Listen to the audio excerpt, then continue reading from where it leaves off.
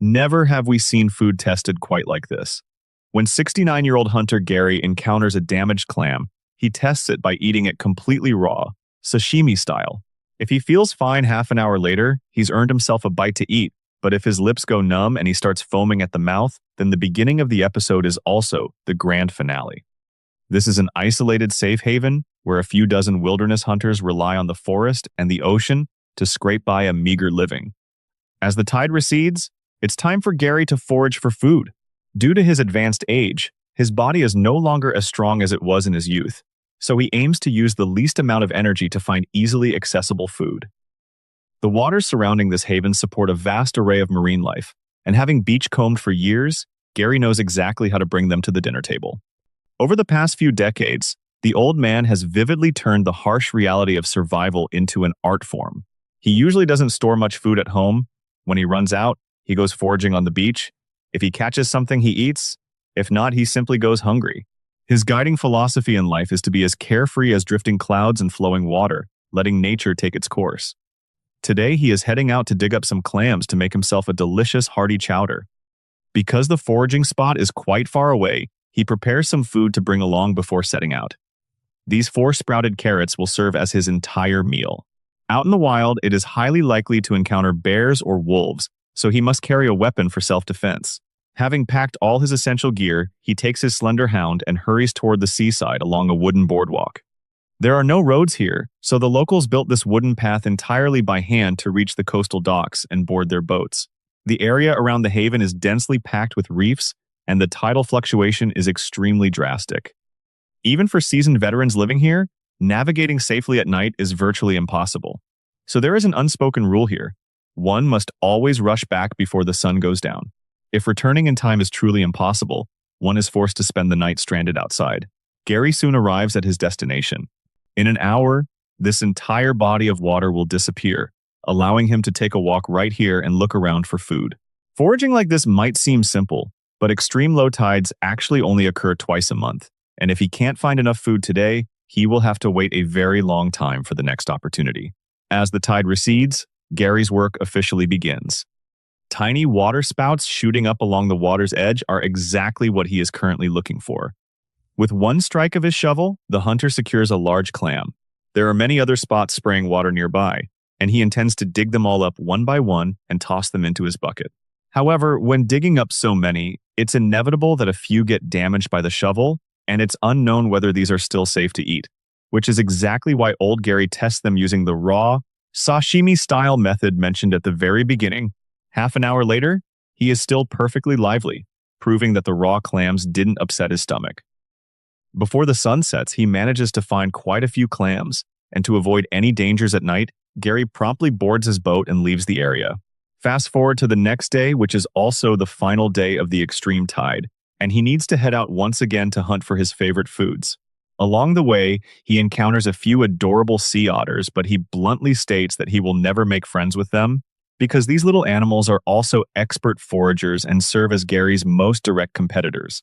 Besides digging up clams on the beach, one can also catch abalone, scallops, sea urchins, and octopuses, and Gary's ultimate goal for today is to catch a large octopus.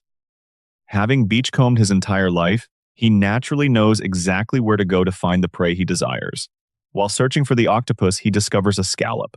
Since sea otters frequently visit this area, its survival is not easy at all, so Gary decides to let it continue growing and breed the next generation. Octopuses generally hide underneath large rocks, making these his primary search targets. After quite a while, he finally finds one tucked beneath a massive boulder. Figuring out how to extract an octopus, covered entirely in suction cups, from under a giant rock is a highly technical skill. Brute force simply won't work. After all, under the rock is the creature's home turf. Gary carries a piece of flexible tubing with him for this exact purpose. He just needs to insert it under the rock and blow a sharp burst of air into it, and if one breath isn't enough, he blows another. And just like that, the octopus obediently crawls right out from the rock. For any friends living by the sea, does anyone know the scientific principle behind this? Feel free to educate everyone in the comments section. Weighing several pounds, an octopus can be made into patties, used as bait to catch massive halibut, or, of course, mixed with clams to stew a pot of ultimate seafood medley. Having obtained his desired prize, Gary returns to the safe haven feeling completely satisfied. Now that he has food, his next step is to go out and trap some fur-bearing animals to earn a bit of spending money. Gary brings this bounty of nature back to the isolated safe haven, cleans the catch thoroughly, boils it in a pot until cooked, and then grinds it into minced meat to pan-fry into delicious octopus patties. One bite reveals an incredibly mouth-watering umami flavor. If you think he is just some old man wasting his days away waiting for the end, you would be entirely mistaken. Gary is actually a master hunter. Just looking at the massive collection of deer heads mounted on his wall tells you exactly how superbly skilled he truly is. In the past, when his luck was good, he even successfully trapped large gray wolves. This year, he has already caught quite a few pine martens and minks, which serve as his primary source of economic income. Once the trapping season officially ends, these pelts will be hung up and auctioned off at the trading post. As for how much money they can actually sell for, the pricing depends entirely on their specific size and color. While some people trap for a hobby, Gary does it strictly to survive. In truth, he could easily find a comfortable, steady job in the city, but doing so would mean losing his freedom and happiness. Compared to waking up every day surrounded by concrete skyscrapers, he much prefers opening his eyes to see whales swimming in the ocean. Speaking of pelts, one has to mention his striking marten fur hat, which was meticulously sewn together from 3 exquisite sable pelts. If he were to take it to Ketchikan to sell, it could easily fetch $500, and if taken to New York and shown to someone who genuinely loves fur, selling it for $1,000 would be a breeze. However, these major cities are simply too far away. He isn't pursuing massive wealth. As long as he can scrape by and keep himself fed, that is enough. Currently, the trapping season isn't quite over yet, so today he is heading out once again to trap more fur-bearing animals. The forests surrounding the safe haven are teeming with wolves and bears, so he must carry his trusty rifle for self-defense whenever he goes out. Gary drives his speedboat for 3 kilometers and arrives at a remote beach where there is an abandoned logging road. From here, he can drive his truck to other parts of the island, including his designated hunting grounds located 24 kilometers away. Being far from the community means he will no longer be able to get help from others, so his every move must be exceptionally cautious and deliberate. The snow on the road hasn't completely melted yet, making it slippery and highly treacherous to navigate. Even though it's only a 24-kilometer journey, it takes him a very long time to finally arrive. Winter is the absolute prime season for trapping because the freezing cold weather causes the animal's fur to grow incredibly dense and thick, yielding the highest economic value. Furthermore, the footprints they leave behind in the fresh snow provide great convenience for hunters setting their traps. An experienced old hunter can tell just by looking at the tracks in the snow whether there are pine martens nearby or if dangerous bears and wolves are prowling around. Gary finds a cedar tree and decides to set his first trap of the day right here. Its trunk has numerous small branches that can effectively prevent falling snow from burying the trap. He first finds a long wooden pole and leans it against the cedar tree at an angle, then grabs a trap and sets it exactly where the pole intersects with the tree. He takes a piece of rotting deer hide and nails it just above the trap. When a pine marten catches the scent of the deer hide, it will instinctively climb up the slanted pole, and if it wants to eat the bait, it will inevitably get caught. Today, Gary will set several more identical traps in this specific area, hoping to catch an extra marten or two during these final few days of the trapping season. Time flies, and in the blink of an eye, the very last day of the trapping season has arrived. Today, Gary will head deep into the forest to check the traps he set and officially close them down. Just like before, he takes the boat first, then drives, and upon reaching the destination, he must hike the rest of the way into the woods. He is brimming with confidence, firmly believing he will have a good harvest to turn around this otherwise unremarkable season. However, reality can be cruel sometimes, and in this final opportunity, good luck simply hasn't found him. Although the very first trap has been triggered, it turns out to be completely empty. He doesn't get discouraged and insists on checking every single trap, yet there is no plot twist in the end. This time, he comes up completely empty-handed, scoring a massive goose egg. Calculating the total for this season, he has caught 32 martens in all, generating just enough income to basically break even on his expenses. With this, the trapping season officially comes to a close. Over the next few days, he plans to head out to sea to catch a few top-tier king salmon to properly reward himself. In this isolated haven, The annual trapping season has finally come to a close. The old hunter, Gary, harvested a total of 32 marten pelts, which he can sell for a few $1,000s, just enough to barely break even. He has lived this kind of life, barely scraping by to stay fed and clothed for his entire lifetime.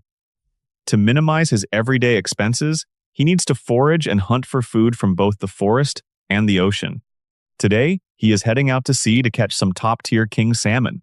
Having fished his entire life, he has plenty of experience and tricks up his sleeve to bring this food to his dining table. Gary's vessel is an old boat named Margaret, built back in 1919. Before setting off, he first drops by Jack's trading post to buy some ice. Almost all commercial activities here are managed by Jack. Residents of the haven who want to spend money or cash out their goods all have to come here. So neighbors who rarely see each other during normal days are most likely to bump into one another at this exact spot. Today, Gary runs into his best friend Jeff, nicknamed Curly. Inevitably, the two share a few jokes and exchange pleasantries before he steers his boat out of the safe haven and heads toward his fishing spot. As a seasoned fisherman, he never searches for king salmon blindly. Any clue on the ocean surface could potentially help him locate his target. For instance, whales, sea lions, and diving ducks are all subjects of his keen observation. Soon, he comes across a flock of seabirds gathering together to feed. Right beneath them, there must be plenty of small fish or krill, which also happen to be the primary food source for king salmon. Gary immediately stops the boat, wanting to try his luck and see if he can catch a few fish here. He isn't using a standard fishing rod, but rather a troll fishing setup equipped with dozens of hooks, each one baited. Theoretically, this setup can significantly increase his success rate. After setting all the hooks in the water, he needs to slowly approach the area where the seabirds were just gathering. At this moment, his movements must be extremely gentle to avoid scaring the school of fish away. But before the boat can even reach the spot, the hunter notices an unusual situation in the waters ahead. Upon closer inspection, it turns out that two orcas have arrived there ahead of him and are currently feasting. Orcas are highly intelligent. If there are fish on the hunter's hooks, they will just swim over and snatch them off. Encountering competitors like them is obviously highly disadvantageous for Gary. Now, he can only try his best to control the boat's speed, avoiding getting too close to these two behemoths, while simultaneously hoping to snatch a couple of fish right out from under their noses. Looking through the window, he sees the trolling rope vibrating, which is the undeniable sign of a fish on the line. The hunter immediately stops the boat and springs into action. Otherwise, the whales might just swim over. The fishing line is slowly reeled in, bringing the hooks up one after another. Gary guessed right.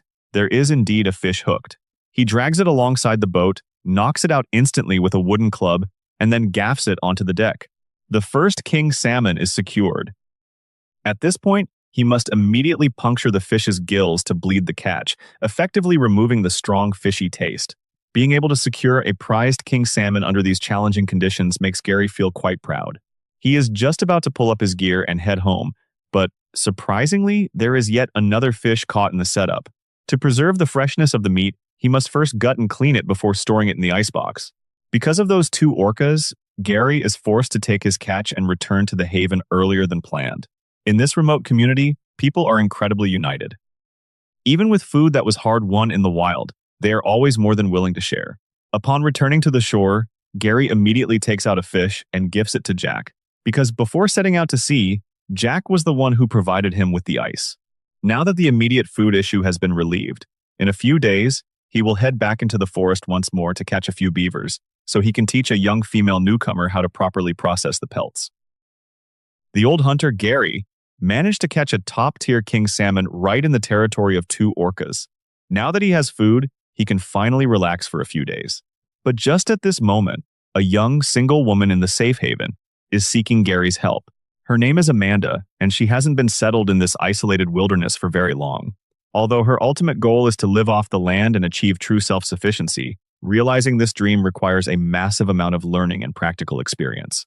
Therefore, she sought out the know-it-all, Gary, hoping he could offer her some guidance. Gary thought about it and decided to start by teaching her how to process game. But before that, he needs to head into the forest to trap a beaver. This animal is a true jack of all trades. Its pelt can be sold for money, its meat can be eaten, and it can also be used as bait. Just like before, he first takes a boat to that abandoned logging road, then drives his truck to the legal trapping grounds. Last week, he had already located 4 spots where traps could be set, so today, there is basically no need to search. He can get straight to work. On the way, he runs into his best friend, Curly. Curly warns him that there are bear tracks near the beaver trapping area and tells him to be extremely careful. As everyone knows, this kind of danger can't scare him off. Worst case scenario, a single well-placed shot will bring the bear home, which would just be another unexpected windfall. Besides, the slender hound he brought along is no pushover either. There's no way it would let a bear get close. Upon arriving at the destination, he begins to inventory his gear. The powerful conibear trap is the absolute best choice for catching beavers. As is widely known, to catch a beaver, one must first find its lodge or the dam it has built. The man and his dog make their way to a small pond. There are 2 lodges here, one right at their feet and another on the opposite side of the water. Gary takes out a trap and places it in an area the beavers frequently pass through, then secures it with a wooden stake. He sticks some small wooden sticks in the mud around it to guide the prey directly into the trap. At this moment, it starts to rain. If this triggers a flood that washes everything away, he might not be able to catch any prey, and his promise to Amanda would become empty words. A hunter has no power to fight against Mother Nature, but he can certainly put in the effort to set a few more traps. Setting this kind of conibear trap requires extreme caution. Gary's brother-in-law was once caught in one of these. At the time, he had to endure agonizing pain and drive a very long way before finding someone to help pry it open. If it hadn't been treated in time, he probably would have ended up with a lifelong disability. Today's final trap is set right where the water flows down from the dam. With all this done, the only thing left to do is wait patiently.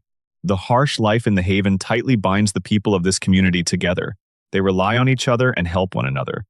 As a vulnerable member of the community, the newcomer Amanda receives everyone's wholehearted care and attention.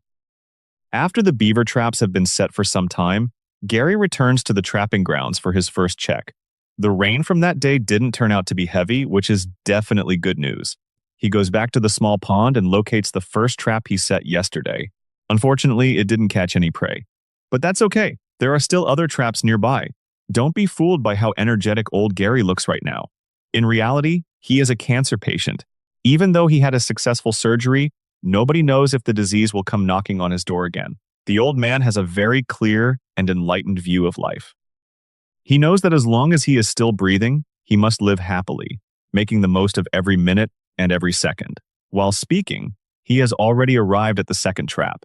Taking a glance from a distance, he finds that it is still completely empty. Even though failing to trap an animal happens quite often, this result still genuinely disappoints him a bit. Currently, he has one last trap left to check, which could be considered his final hope. Crossing a slippery log bridge, he arrives at the destination. This time, he finally delivers on his mission and successfully secures a catch. It looks like the beaver died the very instant the trap snapped shut. Alaska has a massive population of beavers, so when the season is open, there are no bag limits. Now, Gary is going to take this prey back to the haven to teach Amanda how to properly process the pelt. The old hunter, Gary, has finally caught a beaver. He relies on selling the pelts of his prey to eke out a living, and now he is returning to the camp to teach Amanda how to process the fur.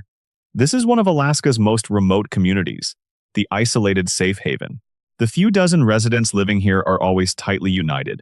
They help and take care of one another, fighting against the harsh wilderness life together. With everything prepared, Gary calls Amanda over. There aren't many things here that can be exchanged for money, and animal pelts make up the vast majority of it. So, if a newcomer wants to rely on the land to achieve true self-sufficiency, processing pelts is an absolutely essential skill to master. First, the prey's 4 legs must be cut off, and then a slit is made right down the middle of the belly, extending outward. This work must be done slowly and carefully, because one careless slip that damages the fur will drastically reduce its value. Gary intentionally skins only half of the pelt, leaving the rest for Amanda to try her own hand at. Having just moved here from the city, she has never processed game before, so her skinning motions look quite clumsy and awkward. In order not to disturb her, Gary goes back inside the house and observes through the window. Of course, if there is something she doesn't understand, he still has to come out and offer his guidance. Through relentless effort, Amanda finally skins the very first pelt of her life. Next, a thick layer of coarse salt must be sprinkled on the flesh side of the hide. This quickly absorbs the moisture and acts as a disinfectant. Once it is completely dried out, it will be ready to be sold. After packing up the remaining beaver meat, Gary plans to trade it with Hans for some blueberry preserves. Sweets are extremely rare here, so berries foraged in the wild are deeply loved by everyone.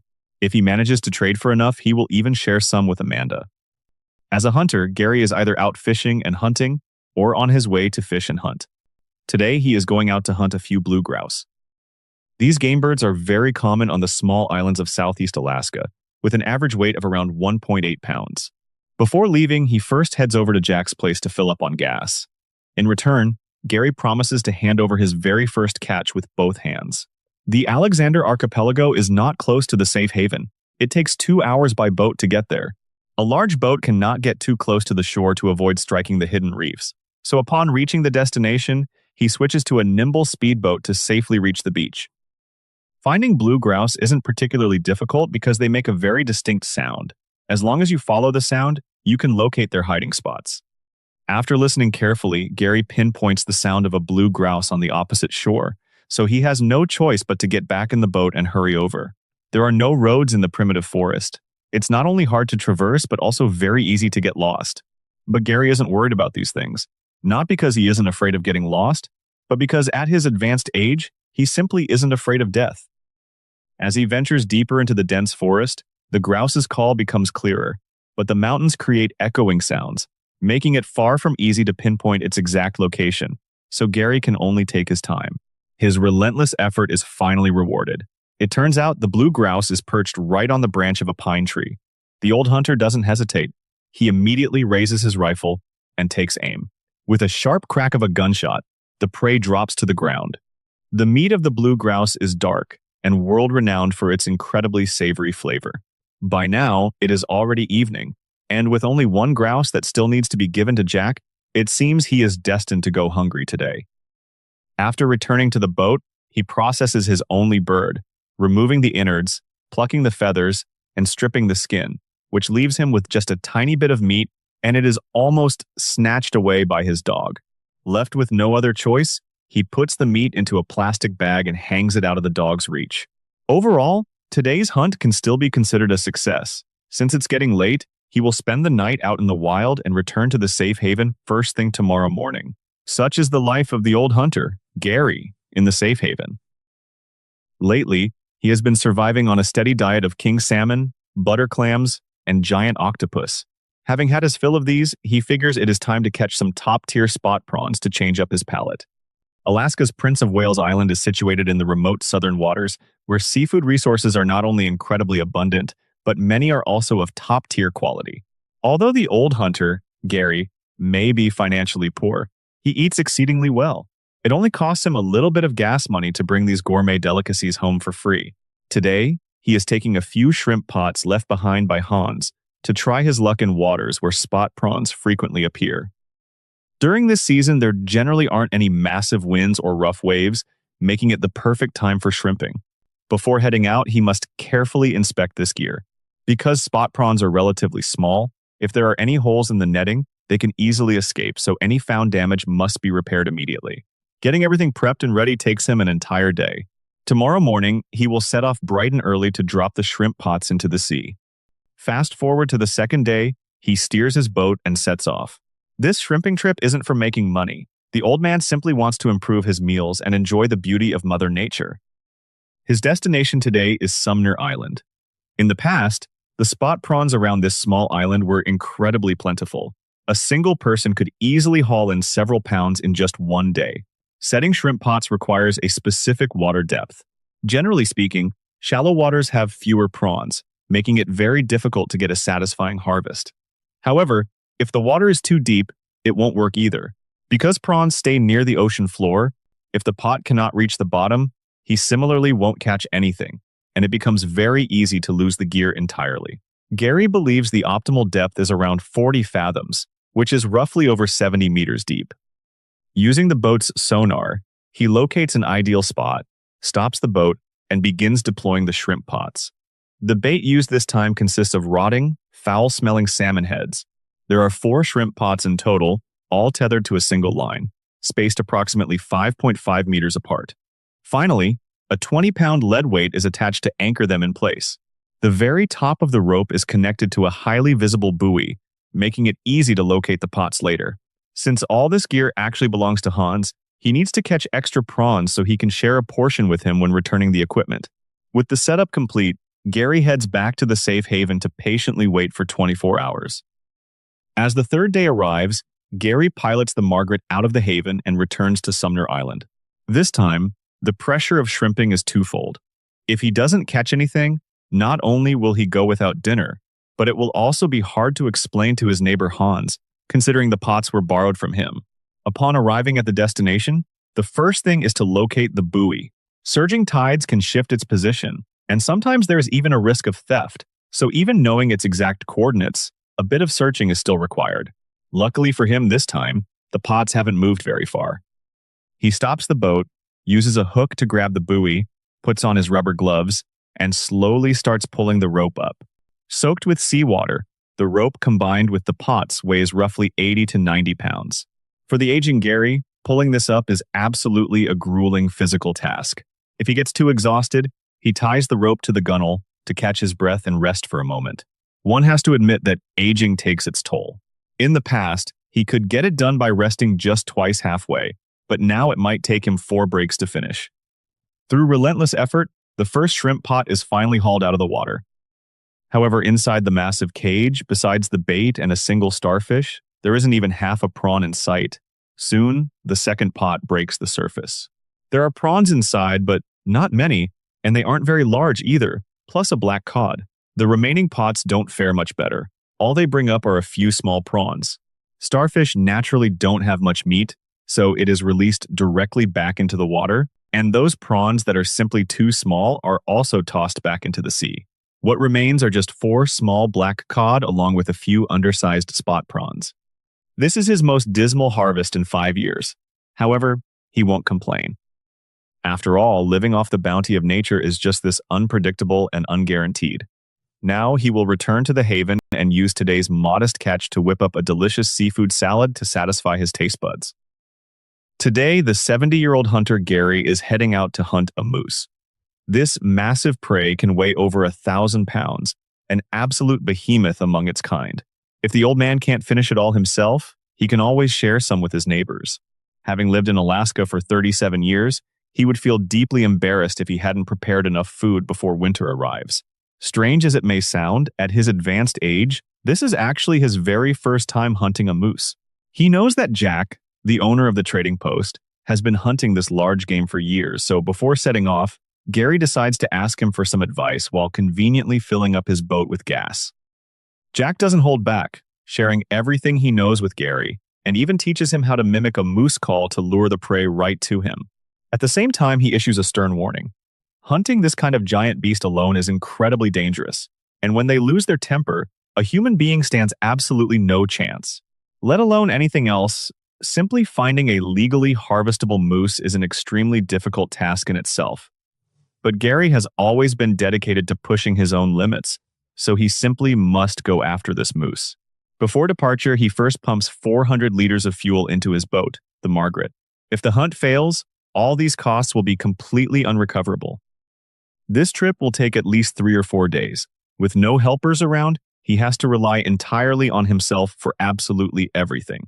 He steers the boat, slowly pulling out of the safe haven. His destination is a small island located about 20 nautical miles away, an area known as Rocky Pass. Bringing the large boat isn't just for transportation. It also serves as the hunter's base camp.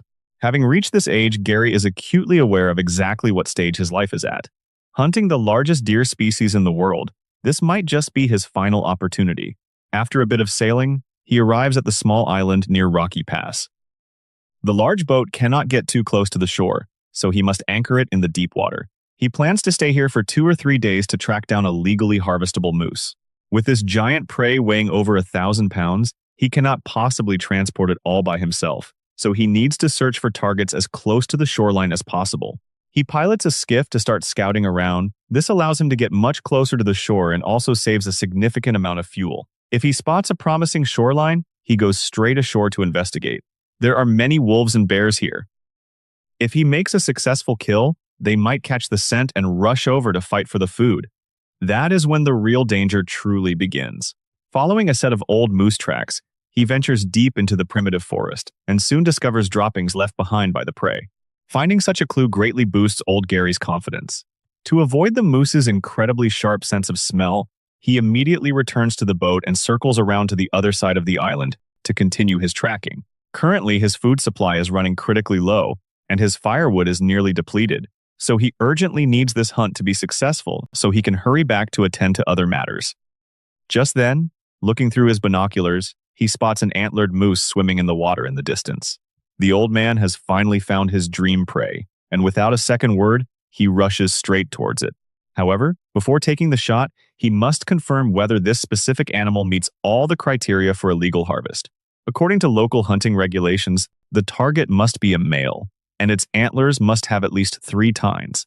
Harvesting a moose that doesn't meet these requirements guarantees he will face severe legal penalties and end up doing hard time behind bars.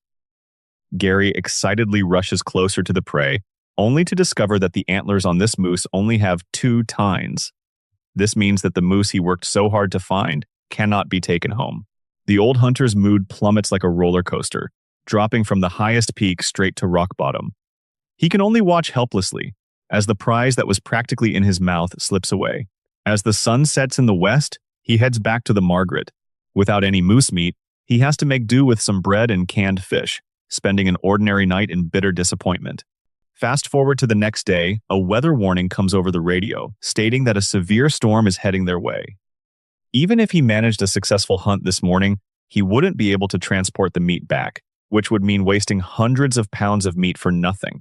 Wasting food is a shameful act. Given this situation, he might as well head home immediately to take shelter from the danger.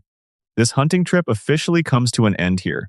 But in order to survive, once the storm passes, he will have to head out and continue hunting until his freezer is completely stocked with enough food to last the winter. Winter in Port Protection, Alaska is just around the corner, and 70-year-old veteran hunter Gary is deeply worried about his food supply. In past years, he could always hunt a deer by late autumn, using its meat to safely get through the harsh winter. But this year, his luck has been poor, with 2 consecutive hunts ending in failure. If he doesn't succeed this time, he might have to take out a loan just to buy food. As the saying goes, sharp tools make good work. Before setting off, he inspects his trusty old rifle over and over again, hoping his old friend won't let him down at the critical moment. The morning frosts have been getting heavier these past few days, indicating that winter is imminent. This means that this hunt might be his absolute last chance. He first needs to depart from Port Protection and travel about 2.5 nautical miles to reach an abandoned logging road that leads to the hunting grounds. To penetrate deeper into the forest, he plans to ride his ATV. This compact and highly maneuverable vehicle can reach places a truck cannot, greatly increasing his chances of bagging a deer. Port Protection is home to about 100 residents, most of whom rely on hunting and fishing to survive. Facing competition from younger hunters, he must use his lifelong experience to gain the upper hand. However, his high spirits are soon dealt an unexpected blow. His perfectly fine ATV suddenly loses power for some unknown reason, and judging by the sound, it seems the drive belt is slipping. In this desolate place, he has to solve the problem himself. After taking apart the relevant components, he discovers that engine oil has leaked onto the belt, causing the slip. Repairs will take precious time, which might cause him to miss his final window to hunt a deer. Therefore, he decides to grab his trusty rifle and hike over 10 kilometers on foot to the hunting grounds. For a 70-year-old man, this is no easy task. Not to mention he must constantly be on guard against predators like wolves and bears. However, traveling on foot isn't entirely a bad thing. Free from the constraints of a vehicle, Gary can venture much deeper into the woods. After a long and arduous trek of about 7 kilometers, he finally spots traces of his prey. A patch of ground completely cleared of moss is where a deer has been sleeping, and nearby, he finds fresh droppings and small trees with bark rubbed off by deer antlers. It seems his target is right nearby. And indeed it is. Inside the abandoned logging area, Gary spots a deer. However, it is highly alert, and before the hunter can even take aim, it vanishes without a trace. In this situation, panic is not an option. He can only track it slowly and silently. He first finds the exact spot where the deer just appeared, then slowly follows the trail it left behind. Knowing exactly where to lure the prey out relies entirely on the veteran hunter's experience and intuition. Along the trail, the deer droppings and hoof prints are very fresh, indicating he is extremely close. After walking for 3 hours, Gary suddenly stops on a small path, realizing that the target he has been chasing is right in front of him. Without a moment's hesitation, he raises his rifle and takes aim. As he pulls the trigger, the prey instantly falls to the ground, but it hasn't completely lost its mobility. Gary quickly jogs over and fires a finishing shot, finally securing his winter food. A huge weight is lifted off his shoulders. Although the hunt is successful, there is still a lot of work ahead, work even more exhausting than the hunt itself, such as field dressing the animal and figuring out how to transport all the heavy meat back home. For a young man, these tasks might be nothing, but for a 70-year-old elder plagued by various ailments, it is an absolute challenge. It took the 70-year-old veteran hunter Gary 2 weeks, but he finally bagged a deer. To prevent the meat from spoiling, he must immediately drain its blood, field dress the animal, and remove the innards. The next problem is how to transport it back to his boat. With the ATV he came on broken down, he has to carry the carcass on his back and hike about 10 kilometers to reach his skiff.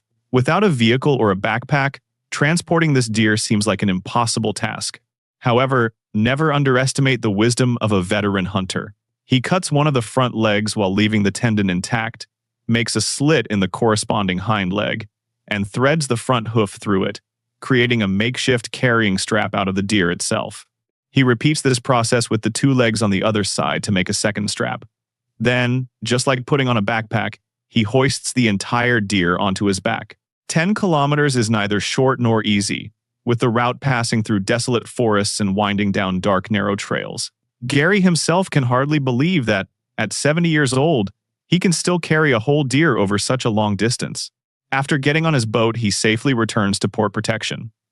Once the meat is fully processed, he finally enjoys a long-awaited meal of fresh red meat. The arrival of winter means the start of trapping season. Trapping fur bearers is the main source of income for hunters during the winter months, and the highly experienced Gary certainly won't miss this opportunity. To prevent others from beating him to the best trapping grounds, he sets out very early for Labouchere Bay. He lived in a floating house over there for about 10 years, so he knows the area like the back of his hand. Every trapping season, he goes there to set traps for martens and beavers, and this year is no exception. Gary's primary targets are pine martens because they are relatively abundant, easier to catch, and their pelts fetch a surprisingly high price. By tracking footprints on the forest floor, he can pinpoint their specific locations. He then hangs a rotting deer head in a tree and sets the trap right below it. As long as a marten dares to come grab a bite, it almost certainly won't escape. Daylight is currently limited, and it will get dark after 3 p.m., so he needs to set as many traps as possible to maximize his profits. Setting traps seems simple, but in reality they require frequent maintenance because ice and snow can freeze the mechanisms, and a passing squirrel or small bird could easily trigger them. Even if there is no catch, a hunter must frequently return to check on them. After finishing his trap line, he doesn't head straight back to port protection, but instead visits his old floating cabin. Due to years of neglect, the place is now severely dilapidated. Looking at the camp, it seems someone had stayed here, but they didn't take good care of it. It probably won't be long before it completely sinks into the water and fades into history. Since the place is uninhabitable, he has no choice but to head back to port protection for now. The next day arrives, and Gary drives his boat back to the trapping grounds. Almost everyone here hunts, but only a few people trap, which certainly relieves a lot of the competitive pressure. Gary plans to set a total of 24 traps, so that every time he comes out, he can generally catch 1 to 3 martens. If the pelts are handled properly, a single one can sell for a high price of $200. The first trap he set yesterday, despite having a large deer head hung above it, didn't catch anything. Ironically, a trap baited with just ordinary bait ended up catching a marten, and it's even still alive. With $200 in the bag, this is definitely a fantastic start to this year's trapping season. The veteran hunter Gary caught a pine marten in his trap, and its pelt could bring him $200 in income. Living in the wilderness of southern Alaska, trapping fur bearers is his only source of income during the winter. These pelts might look incredibly valuable, but in reality, if you average out the money Gary makes each year, it isn't much at all. amounting to only a few dollars an hour for his hard work. Today, his luck is good, as he secures his second marten. Graded by size and fur color, this one can sell for $150. It takes about 3 to 4 martens of this size to make a single fur hat. Gary doesn't trap to get rich, but simply to make a living. As soon as he earns enough to sustain his basic survival, he will stop immediately. Up ahead is the final trap to be checked today. Unexpectedly, lying inside is the largest marten of the day, but because its fur color is relatively light, buyers will downgrade it, meaning it won't fetch a premium price. Overall, bagging 3 animals on the first day of trapping season and earning around $500 is considered a fantastic start. It seems he deserves a celebratory drink tonight. After returning to port protection, he first needs to clean and tan the pelts, then take them to Terry to be made into handicrafts, ensuring they can be sold to buyers at the best possible price. While it is also a fur bearer, the mink is highly unpopular around these parts. Its pelt isn't as valuable as a pine marten's, but when it comes to wreaking havoc, this pest is absolutely despised. Today, Curly received a call for help from Mary, who reported a mink trespassing in her home. Acting like a giant rat, it steals food, damages the house, and even ruins her cat and dog food. To make matters worse, it has built its nest right underneath Mary's house. If left unchecked until fishing season, when she smoke cures large batches of fish, all her food would likely be destroyed or contaminated. At her wit's end, Mary sought out Curly, who is highly skilled at trapping, to help her out. Curly took the situation very seriously, as he never wants to see a neighbor's livelihood threatened. After returning home, he used several wooden strips to build a rectangular frame, wrapped it in breathable wire mesh, sealed it, and finally installed a trigger mechanism. This is a live trap. Curly's plan is to capture the mink alive and relocate it to another bay. Building a live trap is much more complicated than simply setting a lethal steel trap, but he learned all these crafting skills from his grandfather. Once the trap was finished, he returned to Mary's house, baited it with pungent herring, and placed it in the utility room the mink frequently visited. They had to wait overnight to see if this elaborate contraption would actually work. Early the next morning, Curly arrived at Mary's house. To his delight, his trap worked perfectly, and the mink was successfully caught. Breathing a sigh of relief now that his neighbor's crisis was resolved, he took the mischievous little culprit onto his skiff, drove to a distant bay, and released it back into the wilderness, completely unharmed. Veteran hunter Gary is carefully inspecting his trusty rifle. Today he is heading out to hunt a male black-tailed deer. Before the brutal winter arrives, he must do everything in his power to fill his freezer with venison. To outsiders, the isolated port protection might seem like an absolutely beautiful place.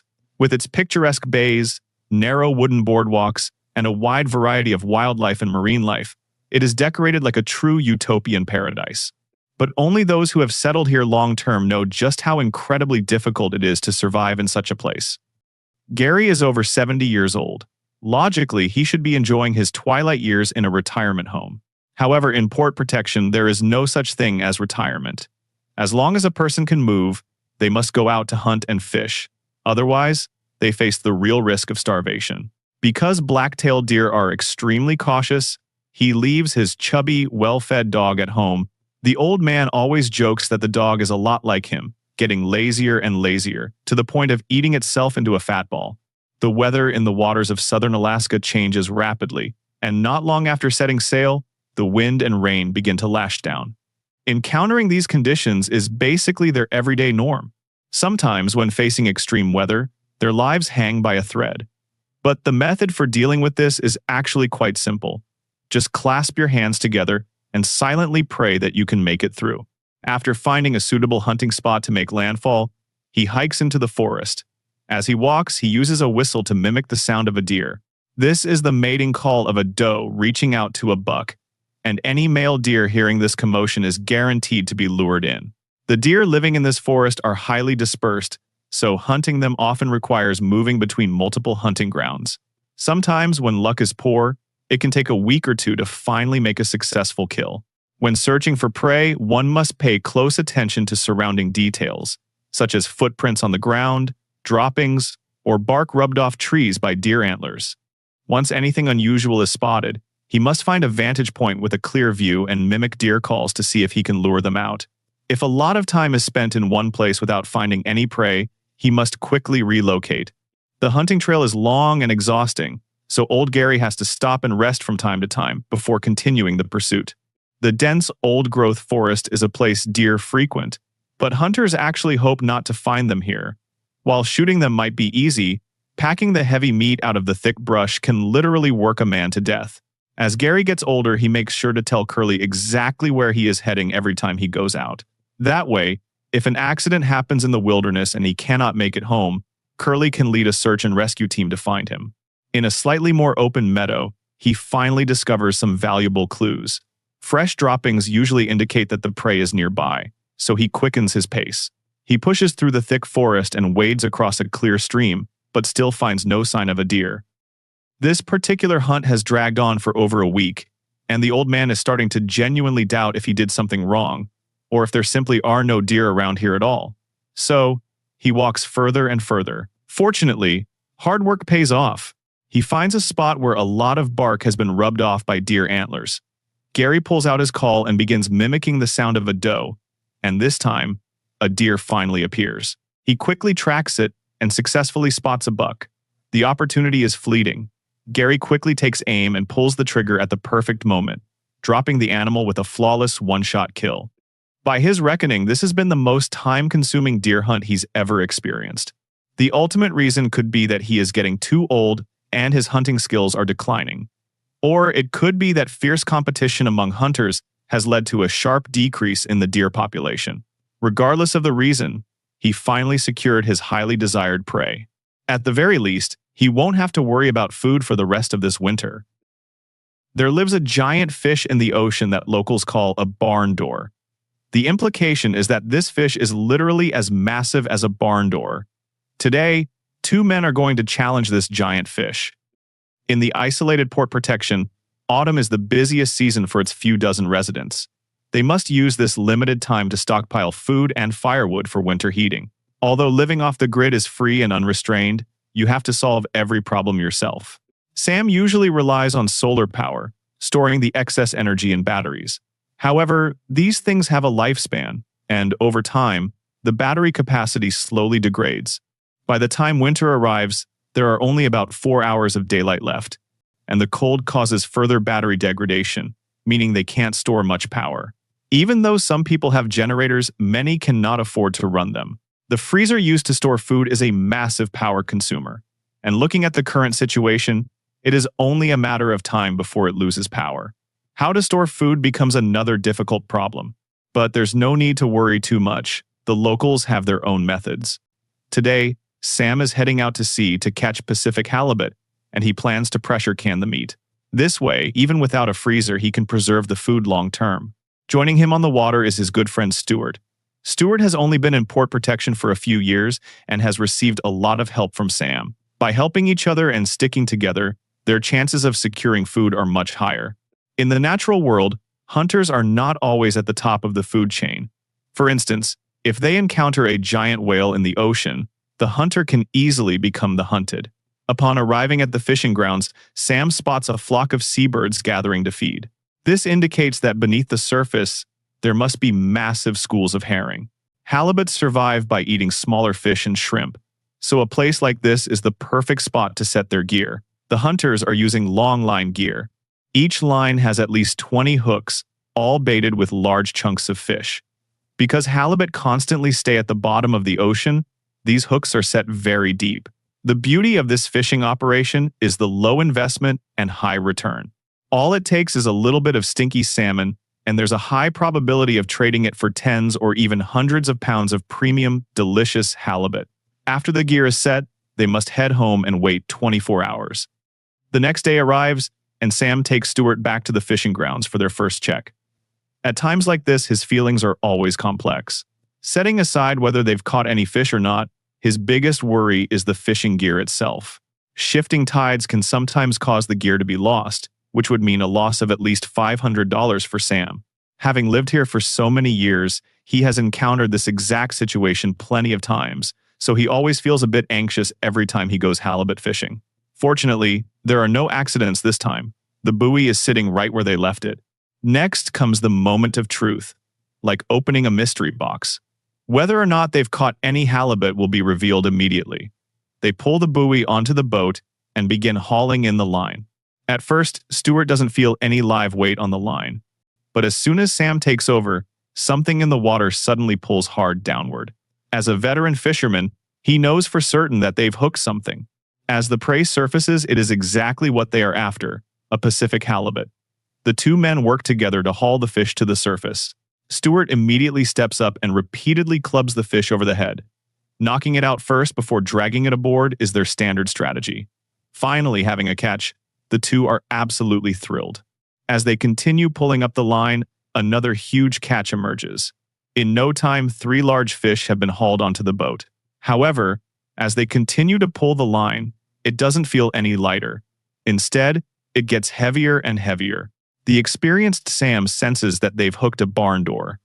It's called this because a fish of this size is literally as big as a barn door.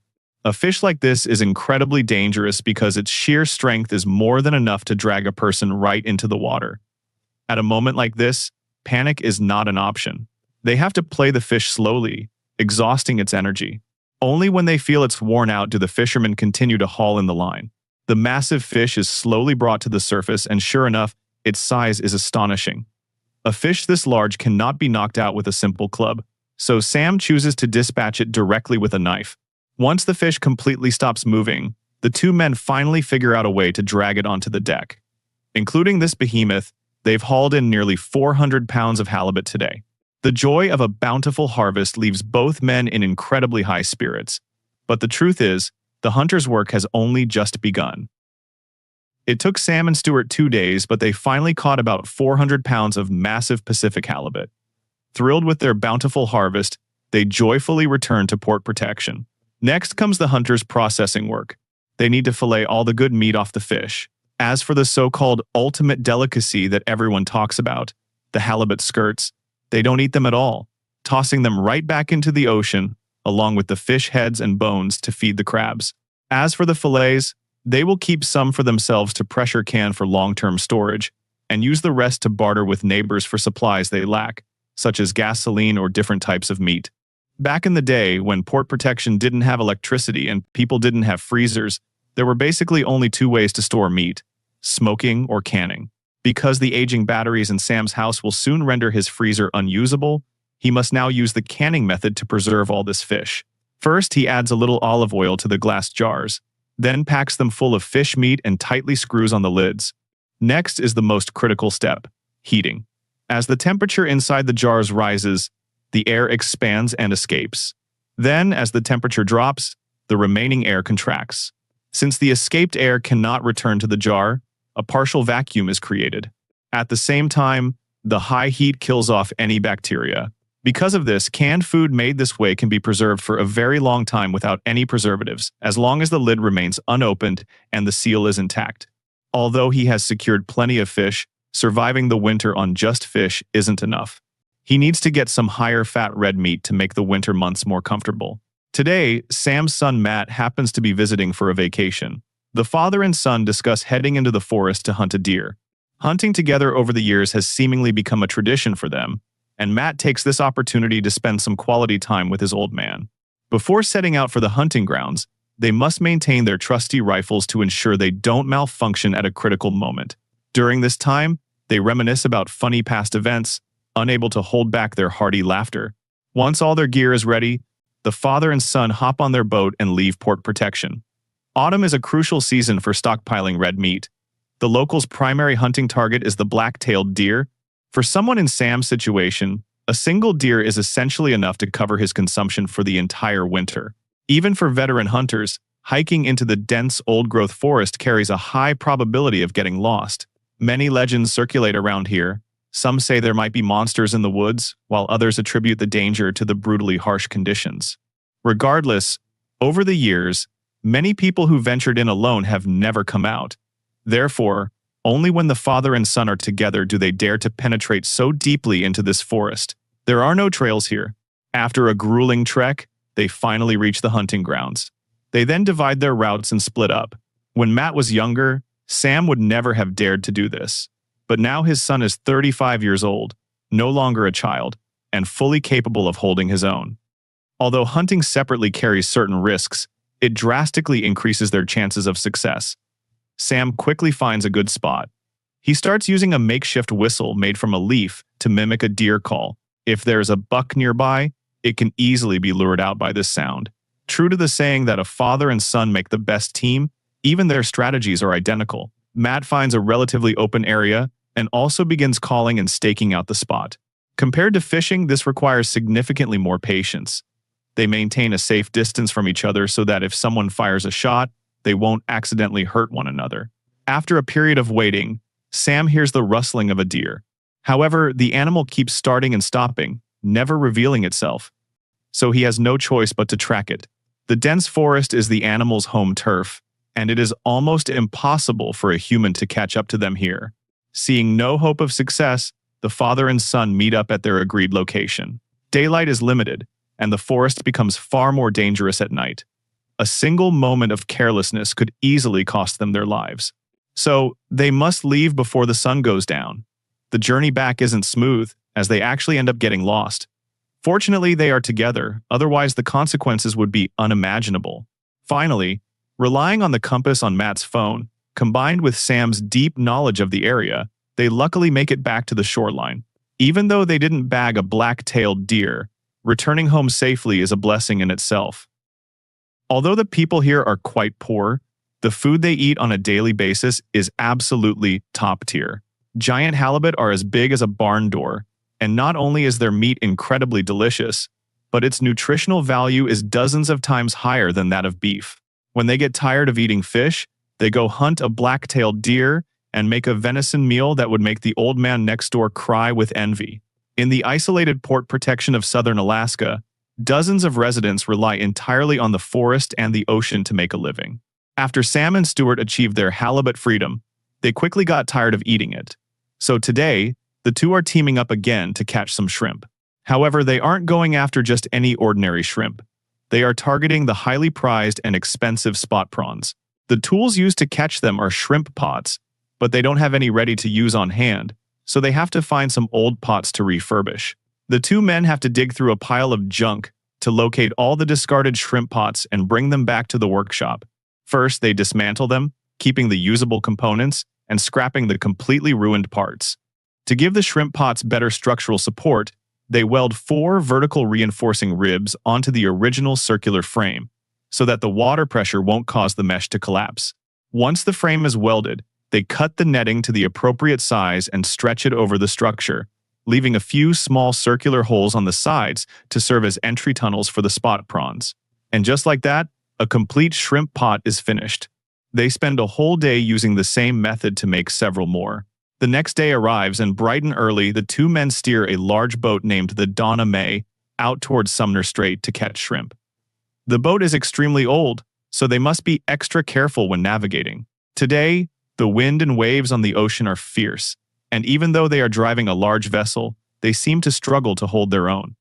At this moment, a warning comes over the radio that wind speeds will continue to increase, meaning the swells are only going to get bigger. Under these conditions, successfully setting the shrimp pots is completely impossible, and they could easily run into serious danger. The two discuss the situation for a long time, but there doesn't seem to be a perfect solution. The old boat can't take such a beating, and risking a capsize just for a bucket of shrimp simply isn't worth it. Ultimately, they decide to turn back. If the wind dies down tomorrow, they will return. A day later, the ocean returns to its usual calm. Sam and Stuart hop back on the boat, ready to head to Sumner Strait once again to catch their highly anticipated spot prawns. The bait they are using today consists of some stinky salmon a neighbor found while cleaning out their freezer. They chop the salmon into chunks and place them inside every shrimp pot. The boat soon reaches its destination, and the two men find a prime spot to begin setting their traps. First, they toss the buoy into the sea, then clip several shrimp pots onto the main line one by one, throwing them all overboard. After that, it's a patient wait for 24 hours.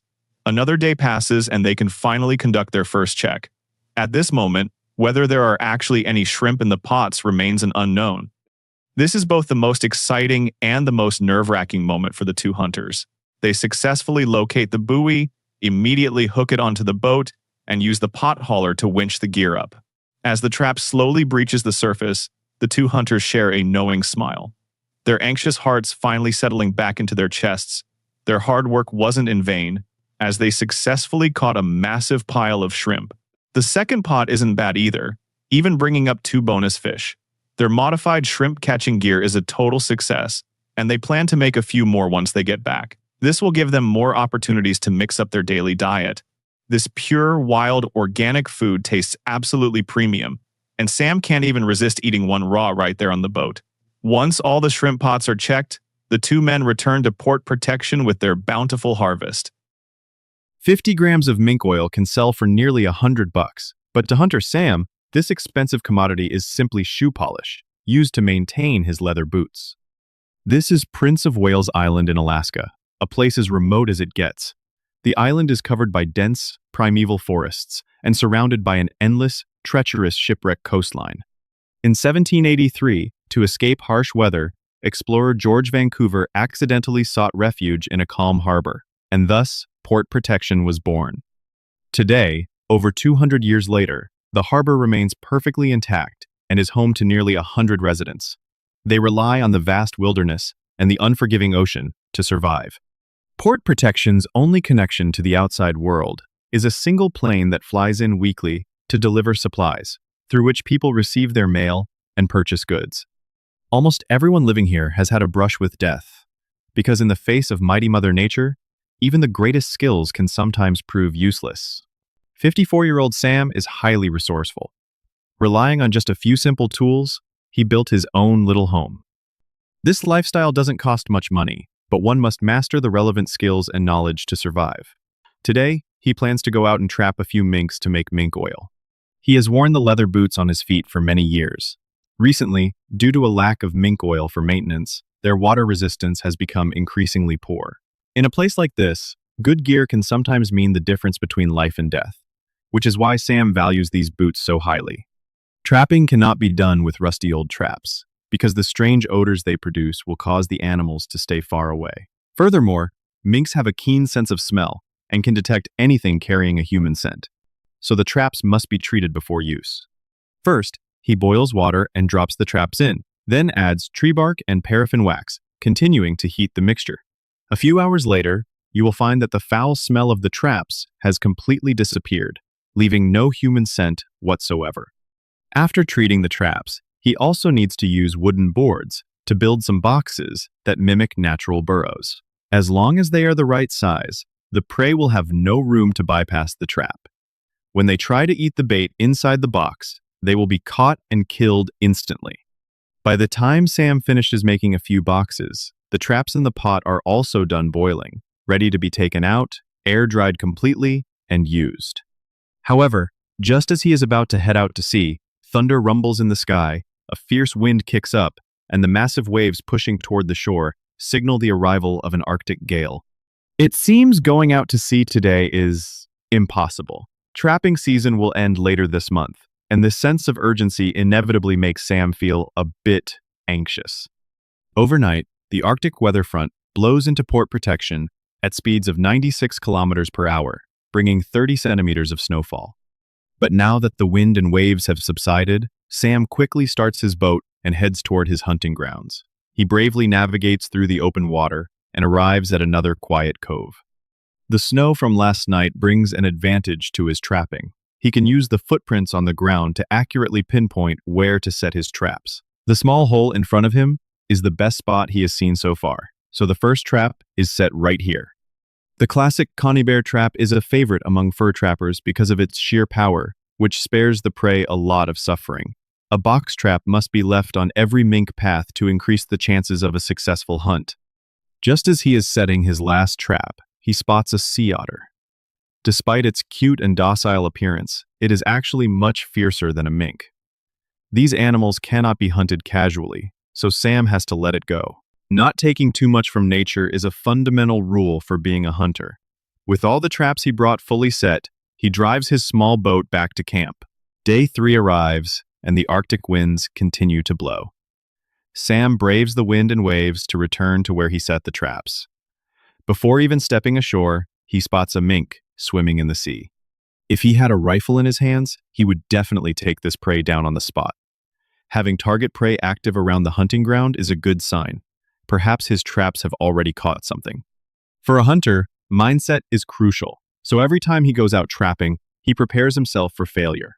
Even though he spotted a mink early today, this time is no exception. He makes his way to the first box, only to find it completely empty. This kind of thing happens often. Although somewhat disappointed, he takes it in stride. The second trap is the same. This is trapping. Catching nothing is the norm. When he arrives at the last box, he finds the trap at the entrance overturned and the bait half-eaten. To a hunter, this feels a bit like a provocation. Sam finds 2 wooden sticks, sharpens one end of each, and wedges them into the springs of the trap to secure it. No matter how smart the mink is, it won't be able to dismantle a trap set up this way. After finishing all the work, he rolls a cigarette, hoping to ease his disappointment and exhaustion. Day 4 arrives, and Sam returns to his hunting ground once again. This time, he finally has a harvest, successfully catching a mink. Having gotten what he wanted, he needs to take all the traps away with him, as he doesn't want to overhunt these small animals either. After checking all the traps, he has caught a total of 2 minks, which is enough for him to make mink oil. Upon returning to camp, he first needs to process the prey, removing the pelts to set aside. As for the bodies, Sam plans to use them to feed the eagles. As a member of the food chain, a hunter's survival requires the sacrifice of other animals. The law of the jungle never gets old here. He stretches the mink pelts over a round wooden stick and scrapes off the fat on them. This is the raw material for extracting mink oil. After scraping both pelts clean, he gathers all this fat. He puts it in a pot, heats it for a few hours, filters out the residue, and then leaves it in the snow overnight. The next morning, the water and oil have naturally separated. He takes out the congealed oil, mixes it with linseed oil and pine tar, and heats it again. What he finally gets is genuine, authentic mink oil. Brushing it onto his boots provides excellent waterproofing. To prove this, Sam goes to the seaside to test it out, and the results are fantastic. It seems that with the mink oil, these boots can continue to be worn for a long time, a classic case of a pair of boots passed down through 3 generations. The person might be gone, but the boots remain. The man caught a large halibut weighing 30 to 40 pounds, then used a small knife to make a hard slash at its gills, and immediately threw the fish back into the sea. He was bleeding the halibut to maximize the removal of its fishy smell. He thought catching a fish this big was already his limit, but unexpectedly, an even larger monster was waiting to strike in the water. This is Prince of Wales Island in Alaska. Dozens of wilderness dwellers live in the isolated port protection. All the supplies they need to survive come from the ocean and the forest. In Hunter Sam's refrigerator, the food has hit rock bottom. As winter gradually comes to an end, the animals he can hunt have also changed. Recently, he heard that commercial fishermen have been catching oversized halibut everywhere, so he wanted to give it a try. Before officially heading out to sea, he first has to bait the hooks, then drive the boat to the fishing grounds, where halibut often frequent. This place seems free, but in reality, there are quite a few rules. There are regulations on which season to hunt and which season to fish. Once you miss an opportunity, you might end up with nothing. After arriving at the fishing grounds, he first drops a buoy into the sea, attaches a heavy weight to the bottom, and begins to slowly let out the line. This set of lines has about 20 hooks, filling a whole bucket. After the line is completely let out, it is followed by another heavy weight, which is used to anchor it in place. With all the work done, the hunter drove his boat back to port protection. Day 2 arrives. Sam drives his boat back to the fishing grounds and starts checking the fishing gear he set yesterday. First, he retrieves the buoy, then slowly pulls up the fishing line. As the line in his hands gets heavier and heavier, Sam knows he must have caught something. At this point, the higher he pulls, the more he can feel something struggling underneath. For a fisherman, nothing brings more joy than this. The fish is slowly dragged to the surface, and its struggle begins to intensify. Sam's line is almost unable to hold on. He quickly grabs a gaff, holding it in his hand, ready to act at any moment. The prey is finally pulled out of the water. It is exactly the large halibut he was looking for. First, he gives it a swift blow to the head to knock it out, then uses the gaff to haul it onto the boat. This fish can yield about 30 to 40 pounds of meat, enough to feed Sam's family and share some with the neighbors. He threads a rope through the fish's mouth to secure it. Gently stroking the halibut's belly can keep it temporarily calm. At this moment, Sam takes out a small knife, quickly slashes the artery at the gills, and throws it back into the sea to completely bleed it out and remove the fishy smell. Then he continues to haul in the rest of the fishing line. He thought that was it for today, but the tension on the line is still incredibly strong. He never dreamed that a giant creature in the sea was getting closer and closer to him. This weight is countless times heavier than the previous one. Even before the fish breaches the surface, he can already feel the strain. Although he had mentally prepared himself, seeing such a massive halibut surface still leaves Sam somewhat shocked. Dealing with such a huge fish alone on the freezing sea is extremely dangerous. He must be fully prepared before he can have a showdown with this prey. At this moment, brute force cannot be used to prevent the halibut from struggling excessively and dragging him into the sea. He slowly lifts the fish to the surface, then seizes the opportunity to strike the halibut's head with a club, knocking it out. This huge fish weighs well over 100 pounds, and it takes Sam a great deal of effort to haul it onto the boat. He has to quickly restrict the fish's movements and make a slash at the gills to finish it off. Because a few years ago, someone else caught a halibut this big. It used its powerful tail fin to break the man's leg and sever his femoral artery. As a result, the man bled to death, and that massive halibut ended up lying on top of him.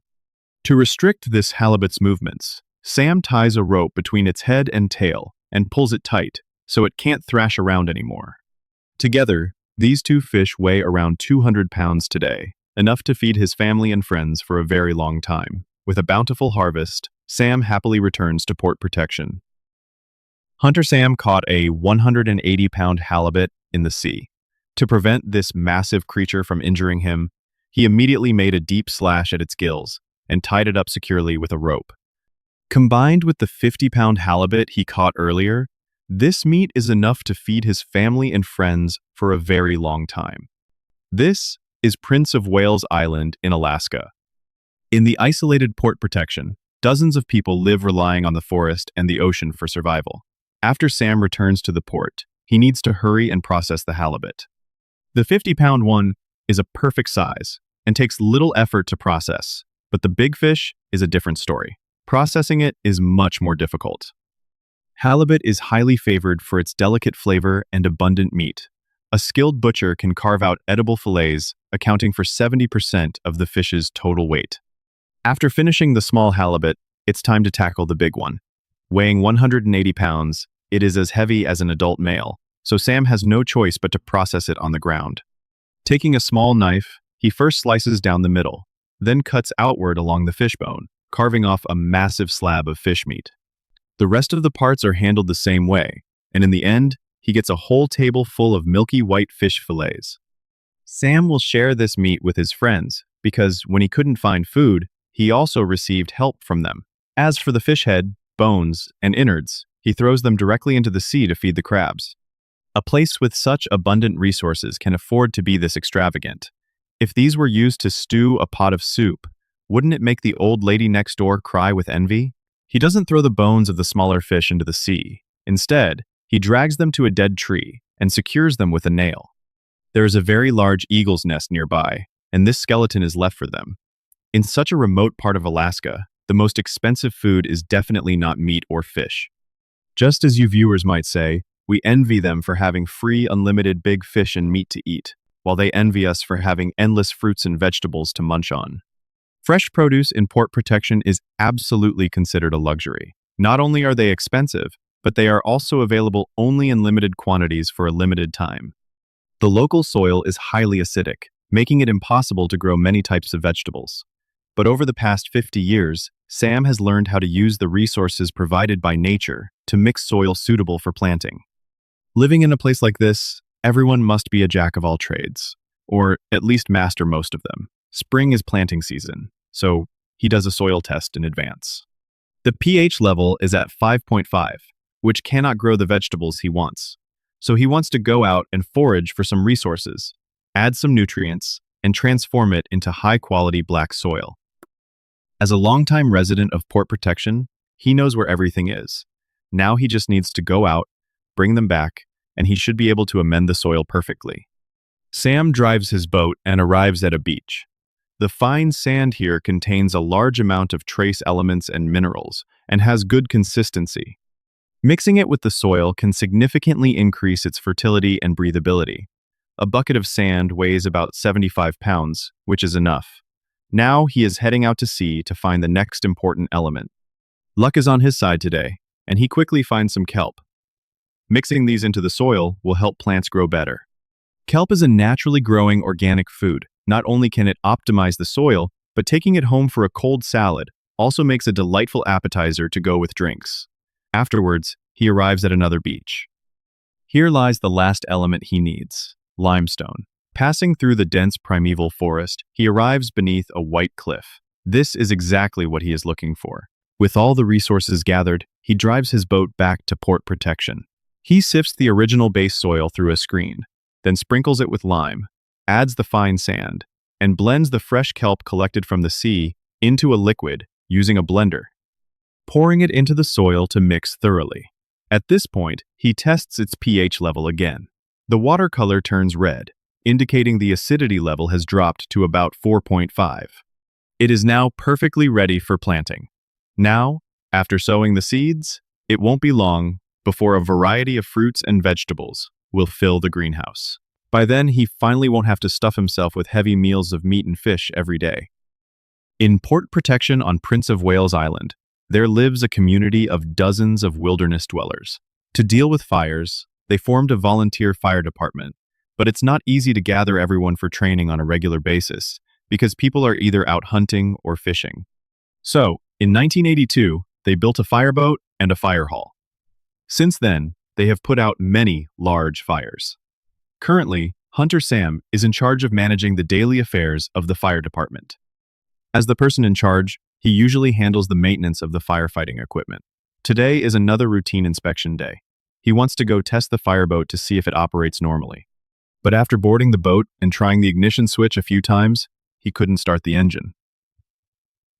After inspecting it, he found that the battery was damaged. Fortunately, he had a spare. Otherwise, it would be a real disaster if an actual fire occurred. Once the fireboat is successfully started, its driving performance must be tested first, followed by an inspection of the water pump. Ensuring it can spray water is the most basic requirement, followed by water pressure, because when fighting a fire, you often cannot get too close to the source of the fire. This requires enough water pressure to spray the water further. Working in this line of duty, you always encounter unexpected events. He remembers in the dead of winter, a trading post accidentally caught fire. Sam took his teammates and spent half an hour rushing to the scene to put out the blaze. Without them, the trading post probably wouldn't have even ashes left. Tomorrow, 2 new members will join the team. Sam wants to gather them and hold a small fire drill. Day 2 arrives. He goes to the base early in the morning, changes into his firefighter gear, and notifies his team members that the fire drill is about to begin. Theoretically, Sam can do everything related to firefighting by himself, but the reality is that he often needs help. He is no longer young, and many things are now beyond his physical capability, so adding fresh blood to the fire department is absolutely necessary. David is a longtime resident here who used to work in firefighting and emergency medical services in the city, so this is like returning to his old profession. The other new member is named Stu, who also worked in a city fire department. Once everyone is assembled, they ignite the artificial fire source and then use radios to guide the fireboat to the scene. Because they all have previous work experience, their actions are swift and professional. Stopping the boat, supplying water, opening the valves, as the raging fire meets the incoming water, thick white smoke immediately billows up. In a real fire, safety is always first, how to use the water is second, and the fireboat comes in third. Additionally, they must constantly monitor the engine's RPM to ensure the load isn't too heavy, avoiding burning out the water pump. When facing an exceptionally large fire, fuel is also something to watch out for. He remembers a massive fire that lasted for 4 hours, where the fuel they brought ran out, almost causing a major disaster. You can't let your guard down even after putting out a fire, because sometimes just a tiny spark can set wood ablaze, even if it's wet. With so many things to pay attention to, Frequent training is required to maintain their proficiency. In no time, the fire source is successfully extinguished. The time taken was shorter than expected, proving that this drill was very successful. Sam is very confident now. As long as the three of them are together, they can easily handle it even if an emergency occurs. The training doesn't end here, though. They need to return to the boat and continue familiarizing themselves with how to drive it and operate the water pump. This way, even if the three of them can't get together, someone will still be able to take charge of the situation. Sam, who is already past retirement age, still insists on working on the front lines. He now wants to pass his skills on to these newcomers, so that when he steps back from the front lines, someone can take up his mantle and continue to protect port protection. In the isolated port protection, no one runs around carrying a wallet, because cash and high-tech payment methods simply don't work here. Even if thieves and robbers came, they could only leave quietly in tears. When they want to obtain a certain resource, they trade through bartering, just like in primitive societies. Sam is a local, native-born hunter who has always lived in a jungle community on Prince of Wales Island, Alaska. There are only a few dozen permanent residents here, relying on the forest and ocean to survive. Because there are no roads, it can usually only be reached by plane and boat. Today, Sam wants to complete a project he has been thinking about for a long time. Sometimes when he goes hunting far from home, he needs to spend the night in the wilderness. But the weather here is freezing, and every time he is left shivering in the cold. So, he wants to build a portable heating stove. To do this, he gave a broken boat motor to his neighbor James.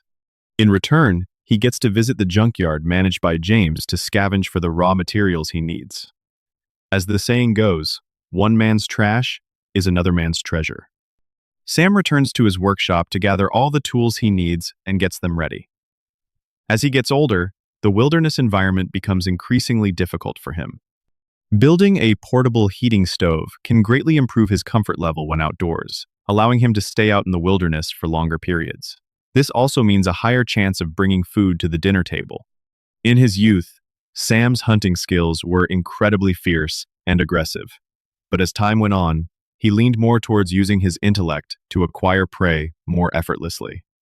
He starts his boat and speeds along, soon arriving at the junkyard managed by James. There are many discarded items here, piled up like small hills, so finding the ideal materials is not easy. Sam first finds a piece of lightweight angle iron. It looks a bit bent, but he has a way to straighten it out. The location of the junkyard used to be the original trading post in the 1950s, but it burned down in the 1960s. Then, a merchant named Jack built a large warehouse on the site. Unexpectedly, it burned down again a few years ago.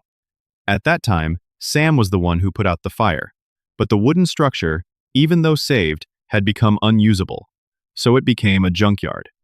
After some searching, he finally finds a metal water heater. This thing would definitely make an excellent stove. Loading all the items he found today onto the boat, Sam returns to camp.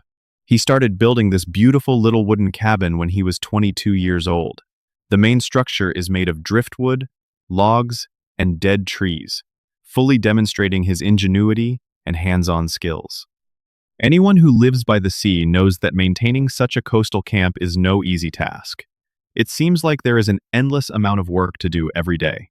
But the most pressing matter right now is to get the stove built. First, the water heater is cut, ground, pieced back together, and then welded. Once the welding is complete, a square opening is cut at the bottom to serve as a firebox door for loading firewood. Using the angle iron, he tries to make it fit as seamlessly as possible. Over a pre-drilled hole, he welds a section of iron pipe and installs a movable steel plate. This acts as a damper to control the airflow. How fiercely the stove burns depends entirely on it. Finally, he welds on 4 legs, and the main body of the stove is basically complete. A hole is cut at the top to connect the chimney, and a flat surface is welded onto the main heating area for boiling water and cooking. Overall, its structure is not complex. The main focus is on being lightweight and easy to transport. In a couple of days, when bear hunting season opens, he will take this stove into the wilderness to hunt a black bear and store winter food for his family. Hunter Sam has always wanted to eat smoked bear meat and bear meat sausage, So as soon as this year's bear hunting season opened, he immediately got a tag from Jack and ventured into the wilderness. This is the northernmost tip of Prince of Wales Island, the isolated port protection. The dozens of long-term residents here rely on the forest and ocean to survive. Sam has finally waited for bear season. This animal is fierce and ruthless, but general consensus shows it is the most popular prey on the island. This is because not only does a bear have a lot of meat, but its pelt can also sell for a large sum of money. If they knew the value of things like bear paws and bear gallbladders, they would make even more. After sailing for about 14 or 15 kilometers, he arrived at a beach. He comes here a few times every autumn, mainly to hunt deer. As for hunting a bear, this is his first time. The location is excellent. Now he just hopes there are no sport hunters nearby. The gear he brought this time is relatively light, which saves a lot of energy. The small, lightweight advantages of the portable stove he made last time are fully on display. This time he didn't bring a tent, but instead brought a large tarp, propped it up with ropes, and then installed the metal fixture for the chimney. The small stove not only saves firewood, but also eliminates worries about smoke and accidental fires. It's also convenient for boiling water and cooking, truly serving multiple purposes. Under normal circumstances, finding a bear takes several days, but by using this gear, Sam will live very comfortably. Before the official hunt, he needs to calibrate his rifle and practice a bit. After all, this isn't something used every day, and even an experienced hunter inevitably gets nervous when hunting bears. Calibrating the rifle is to ensure a precise one-shot kill, because hunters know perfectly well how dangerous a wounded bear can be. After the rifle calibration is complete, evening arrives. He eats, sleeps, and enjoys some alone time. Day 2 arrives. To watch a beautiful sunrise, Sam wakes up very early. Once it is fully light, he begins his search around this small cove. Bears usually wake up early too, mainly to come to the beach and flip over rocks to find small crabs to eat. Sam's goal this time is very clear. He is looking for a black bear around 2 years old, weighing about 150 pounds. Stopping when you have enough to eat is the principle of a survival hunter. Unlike those sport hunters, who sometimes even hunt mother bears with cubs, cubs that lose their mother's protection usually cannot escape the fate of dying, which is the ending Sam wants to see the least. After searching more than half of the beach, he finally finds a clue. These are exactly the footprints left by a black bear. Looking at the size, he can deduce that the prey is the ideal size. The sand at the edges of the footprints has dried, indicating that the prey was just here this morning. Sam now has to follow these footprints and begin tracking. As he enters the forest, the tension suddenly spikes. This is the home turf of bears and wolves. If he encounters them head-on, even with a rifle in hand, a hunter's odds of winning are not high. So he needs to keep his eyes and ears open, hoping to spot the prey from a distance in time. Soon, a pile of bear scat comes into view. Seeing such a large amount proves once again that this prey is not small. Based on the clues found in the forest, he returns to the beach because Sam has a hunch that the bear is hiding nearby. In this open area, without cover, he hunches his back and slowly gropes his way forward. But obviously, his feeling is incorrect. After searching this entire beach, there is no sign of the prey. However, things soon take a turn because the black bear is currently hiding in the grassy area not far away. The wind is blowing in the wrong direction, so the bear has also spotted Sam.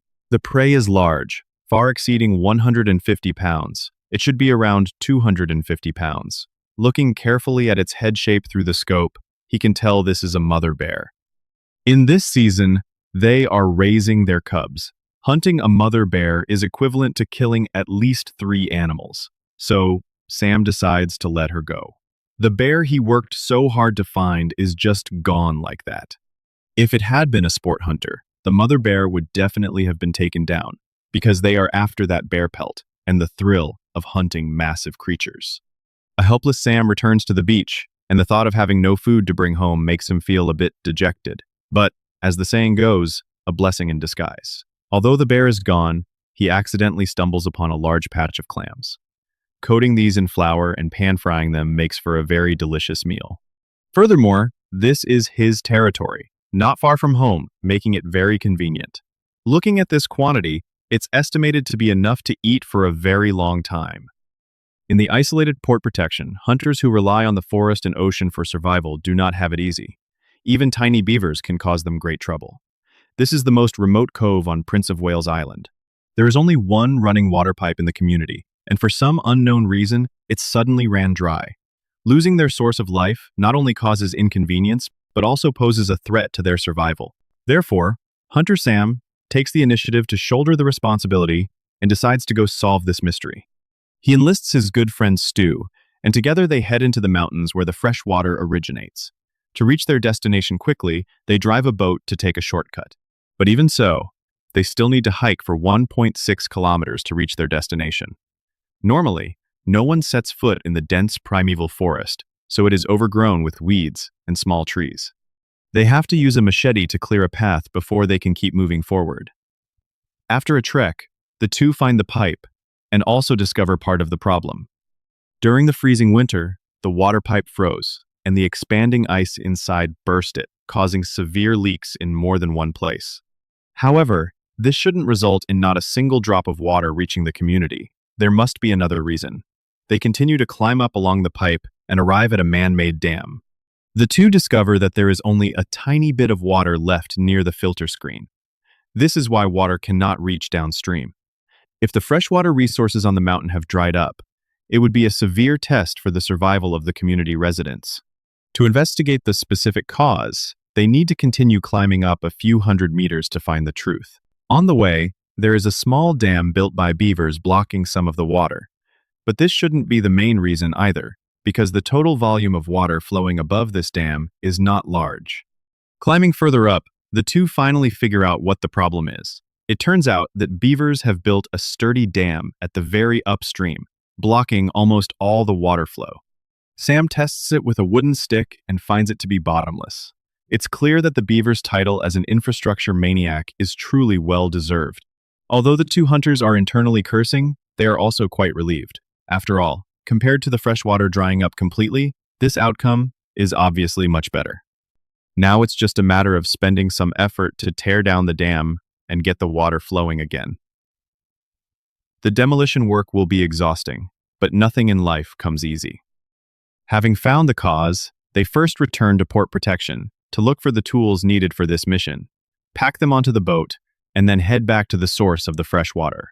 The first thing to address is the leaks. Without professional repair tools and materials, they can only use whatever they have on hand. Cutting a piece of a rubber glove can serve as a gasket to patch the pipe. Tightening the gasket with a hose clamp stops the pipe from leaking. The repair method for the several leaks is the same. It is simple and fast, so it doesn't take too much time. Then they continue upwards to the location of the man-made dam. All the water in the community is sent out from here. Taking advantage of the low water level, they want to clear out the silt accumulated over the past few years, so everyone can drink cleaner water. Anyone who has played with mud knows that this job is not easy. Sam gives it his all and manages to clear out most of it. To solve the problem once and for all, they decide to clean out the pipe as well. Seeing the clean and abundant water flowing in the pipe, the work on this end is finally concluded. Now they have to continue climbing upstream to remove those two beaver dams. As a professional hunter, Sam has never spotted beavers around here before. This is enough to show how highly efficient these seemingly goofy little animals are at working. Sam uses a pry bar to loosen the dam, while Stu uses a shovel to clear the dirt away. With a combined age of over 100, doing this kind of physical labor leaves the two men feeling a bit powerless. Fortunately, they don't have to tear down the entire dam. They just need to open a large breach.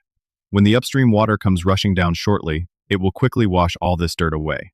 This grass-overgrown dam is their final task. The method is the same as before. They just need to dig out a channel to let the water flow through. After breaking the dams built by the beavers, the water in the creek returns to its former state. They return to the water storage area and find its current depth satisfactory. Barring any accidents, it can be used for another few years. Today, the hunter Curly is going out to trap some beavers to earn some extra cash. Even in this isolated safe haven of port protection, hunting isn't a free-for-all. There are specific regulations regarding when and what kinds of animals can be hunted, and moreover, hunters must hold a valid license, otherwise it's illegal. So, before setting out, he first heads over to Jack's trading post to get his hunting license. Don't underestimate this single piece of paper. Only with it can hunters legally hunt, trap, and fish. This is port protection on Prince of Wales Island, and the nearest city is 160 kilometers away. Aside from planes and boats, there are no roads leading directly here. Today's protagonist, Curly, whose real name is Colin, is a logger. Whenever someone has a massive tree they are too afraid to cut down, they basically always call him for help, which is why he is very well liked in the community. After getting his hunting license, he intended to set off immediately, but unexpectedly, a sudden heavy downpour blocked his path. Going out in such weather is extremely dangerous, and he must take shelter in time. Curly takes advantage of this moment to head home and pack some food. 2 slices of bread spread with mayonnaise, along with some canned meat and lettuce, make for a perfect meal. At this point, the heavy downpour temporarily stops, and it is time for him to hit the road. Curly normally makes a living by chopping down trees. The reason he wants to trap beavers today is that the dam they built is blocking a crucial culvert. If it rains heavily and the water cannot flow smoothly, there is a risk that the road will be washed away. Therefore, Curly needs to catch the beavers to resolve the crisis, while also making a little money for himself. Actually, he doesn't usually trap beavers, but when they threaten the villagers' livelihoods, he is always the first to step up and eliminate these hidden dangers. To get to the hunting grounds, he first needs to take a boat, travel a few kilometers to a logging road, and then drive to the hunting area. Curly is one of the few people here who owns a vehicle, which brings a lot of convenience to his hunting and logging. However, his beat-up old truck is completely rusted through in many places, and the tailgate has fallen off entirely. If it were back home, it would have been scrapped 8 times over by now. Currently, there are beavers everywhere on this island, and they are famously known as infrastructure maniacs. As long as there is water, they can build a dam in a matter of minutes. While talking, Curly has already arrived at his destination. There is a dam here where he can set his first trap of the day. The culvert in front of him is the only path the beavers can take to go downstream, so the first Connie Bear trap is placed right here. The 2 ends of the trap are secured with wooden sticks, and another stick is placed on top as a barrier to ensure that the prey walks directly into the trap. Since he went through all the trouble to come out here, he needs to set a few more traps to increase his chances of a successful hunt. Curly's hunting skills are basically all self-taught, and his years of practical experience have made him a standout in this field. With the second trap set, as long as a beaver comes by, it definitely won't escape. By the time he finishes setting all the traps he has on hand, evening has fallen. He needs to eat and get some good rest, waiting until tomorrow to come back for the first check. 24 hours later, Curly makes his way back to the hunting grounds.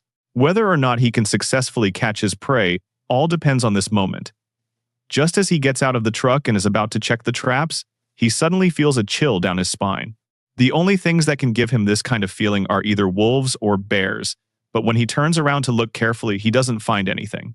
Just to be safe and prevent any danger, he decides to leave his dog inside the truck. He approaches the first trap, only to find it completely empty, and the second set of traps is the exact same. Logically speaking, it shouldn't have turned out this way. He searches around the area and finally discovers the reason. He had been suspecting there were wolves nearby, and now this pile of wolf scat confirms that his guess was correct. By observing the fur and the feces, he can tell that these wolves have been eating none other than beavers. With these predators around, it's estimated that the beavers here have already been completely wiped out. That's why he couldn't catch anything. However, because of this, the threat to the road has also been completely eliminated. Curly now needs to retrieve his traps and go get busy with other work. Lately, food has been scarce, so he plans to head out to sea to catch some halibut. The food supply in Curly's refrigerator has hit rock bottom, so he needs to take a trip out to sea to catch some halibut. In the isolated safe haven of port protection, people's food comes entirely from the forest or the ocean. Although resources here are abundant, the villagers can still only manage a hand-to-mouth existence. At this time of year, fish are their primary source of food. You could say that this boat is what keeps Curly fed. Today, he isn't going at it alone. Instead, he has called upon the newest resident of port protection, Amanda. He wants to teach the newcomer some of the most basic fishing knowledge, and at the same time, he wants Amanda to help him clean the boat's hull. Of course, cleaning comes with pay, and Curly isn't stingy, offering a high price of $150. Putting in physical labor to earn money while also gaining fishing experience feels like a great deal to Amanda. To show the boss her sincerity, she works incredibly hard. After the tide goes out, the bottom of the boat is exposed and also needs to be cleaned. Amanda works from day to night without daring to rest for a moment, and finally gets the boat completely spotless. Time moves to the next day, and they are finally heading out to sea to catch halibut. However, there is still one problem. Fishing gear here is extremely expensive, and neither of them has any ready to use, so they have no choice but to borrow some from their neighbor, Mary. This is just how people in the village are. If you don't have something, you can borrow it from someone else, and if someone else lacks something, they can borrow it from you. In a place like this, taking care of each other and sticking closely together is the absolute key to survival. The two of them successfully get the fishing gear and set off toward the areas where halibut frequently appear. It's still a bit early in the season right now, so whether they can actually catch any halibut remains an unknown. Today they are using a long-line fishing method. As the name implies, it involves attaching a bunch of baited hooks to a long fishing line, with an anchor point at each end, plus a conspicuous buoy. This way, they can easily locate and retrieve their gear. For most people, fishing is a recreational sport. But here, fishing is a matter of life and death. After sailing for a while, they arrive at their target waters. Whenever the tide changes, many halibut gather in this area. After pinpointing the exact location, the two begin tossing the hooks into the sea. Afterward, they leave temporarily to wait for the tide to recede. Once the tide goes out, the two return to where they set their gear. The buoy is successfully retrieved, and they start pulling in the fishing line. At this point, as long as there is a fish on it, they would be able to feel it clearly. But not only did they fail to catch a fish, they also got their anchor stuck in a rock crevice at the bottom of the water. The two attempt to use the boat's engine power to pull the anchor free from the seabed, but it is of no use. Furthermore, as the tension increases, the rope suddenly snaps. This means that the expensive fishing gear has been left at the bottom of the sea. Everything added up is worth around $500, and just thinking about it hurts. Curly is extremely disappointed, almost to the point of tears, but that's just how life is. No one can have smooth sailing all the time. On the way back, Curly decides to return first thing tomorrow morning to see if they can recover the fishing equipment. Tonight is destined to be a sleepless night. Time quickly advances to the next day. Today they are heading back to see if they can use a grappling hook to retrieve the lost fishing line. When they were there yesterday, Curly made a precise mark on the GPS. After arriving at the destination, they tie a grappling hook to a rope, sink it to the bottom, and then drive the boat back and forth around the area. Although it seems like finding a needle in a haystack, their luck is pretty good. The rope they just threw into the water quickly snags onto something, and sure enough, it is exactly the fishing gear they lost. Recovering their lost treasure makes the two of them incredibly happy, and working together, they haul the equipment back onto the boat. They thought this stroke of luck was already good enough, but unexpectedly they also caught a halibut on the line. Therefore, they decide to press their advantage and set the long-line fishing gear again to catch as many fish as possible in order to survive better. When a person's luck turns good, absolutely nothing can stop it. They actually manage to catch another halibut. Now, not only do they get some fish meat for themselves, but they can also share some with Mary.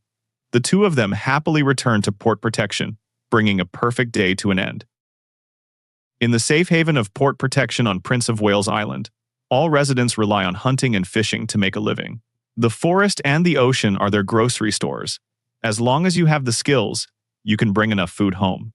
Curly is a logger, and everyone's impression of him is that he is either chopping down trees or on his way to chop down trees. But he is actually also a highly skilled hunter.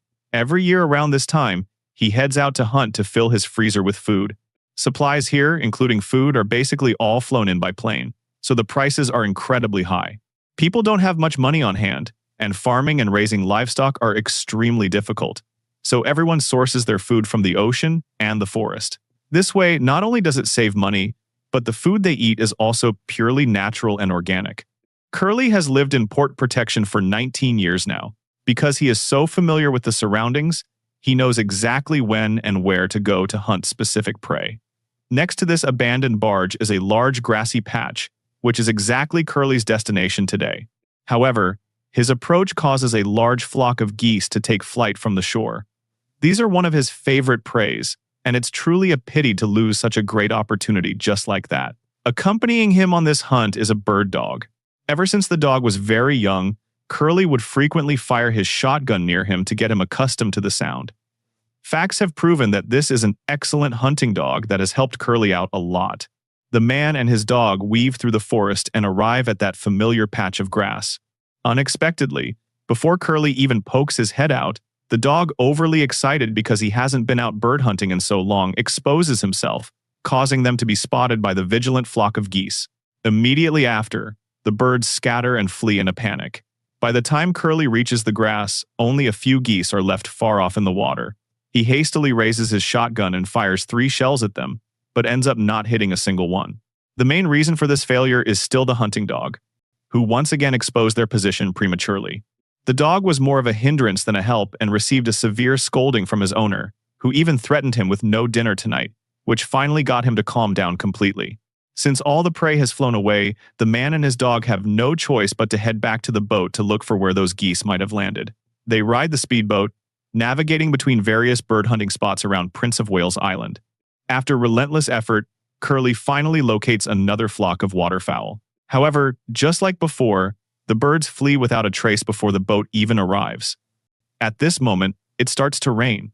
This is actually a good thing for bird hunting because the rain creates noise that can cover the hunter's movements. They can go ashore and quietly creep up extremely close to the waterfowl without being detected. Before moving out, Curly first loads his shotgun with shells and then warns the dog not to make the same rookie mistake as before, telling him to obediently follow behind. With the rain as cover, they finally reach a position close to the waterfowl. At this point, the hunter quickly aims at his prey and, using 2 shells, successfully takes down 2 birds. The bird dog Jethro immediately dashes into the water to help his owner retrieve the nearest goose. This is exactly the purpose of training a bird dog, also known as a retriever. These waterfowl are Canada geese. They are quite large and should be enough for several meals. Having successfully secured his prey, Curly feels much more at ease. After all, having an ample supply of food is the only way to survive out here. They return to the boat to go retrieve the other bird. With 2 Canada geese in hand, evening has also arrived.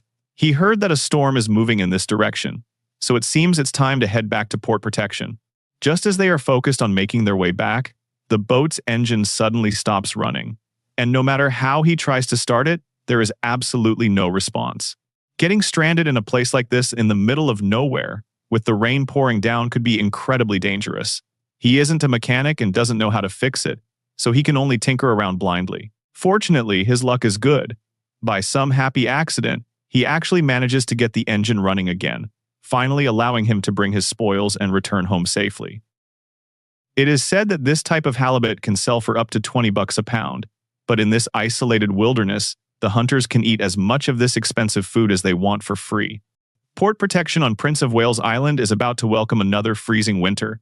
Their daylight hours are getting shorter and shorter, which also means the window of opportunity to forage for food is drawing to a close. The couple, Hans and Timby, have always dreamed of achieving a self-sufficient life in Alaska through farming and planting. To this end, they raised some ducklings in the summer and expended a massive amount of energy building a duck coop for them. Under the couple's meticulous care, these little cuties grew up smoothly and have already begun laying eggs. However, it is quite obvious that eating only these duck eggs cannot meet the couple's survival needs. And furthermore, they have to share some of these eggs with the neighbors who frequently help them out. Seeing that the first snow is imminent, the couple figures they need to hurry up and catch some fish to stock the freezer, making up for the predicament caused by their food shortage. For this, they dig out an old map and start planning the best fishing route. The later it gets in the season, the higher the probability of encountering danger at sea, so their pressure has suddenly surged. After eating a full meal, the two pack their gear and prepare to head out. They find some rotten salmon and squid to hook on as bait. These dozens of hooks will be evenly spaced along a long line, forming an unattended fishing trap. The couple's main target is the halibut, which is one of the primary sources of protein for the residents of Port Protection. Having prepped everything at the dock, they leave Port Protection in their speedboat, heading for the areas where halibut frequently roam. But they haven't gone far when the boat's engine starts making an abnormal sound. The people here are not wealthy, so their equipment has to be used for many years, far beyond its expiration date. Their boat has been in use for 40 years, so it's perfectly reasonable for it to have some issues. Right now, They just hope it doesn't break down in such a dangerous place. It is a nerve-wracking journey, but they still safely arrive at the halibut fishing spot. First, they drop the buoy into the sea, followed immediately by a heavy weight to secure its position. And then they slowly release the line, attaching a hook at regular intervals. Finally, they drop in another weight to act as an anchor, which is attached to another buoy on the surface. This long-line fishing gear will be left for 24 hours, so the couple has to wait patiently until tomorrow before returning for the first check.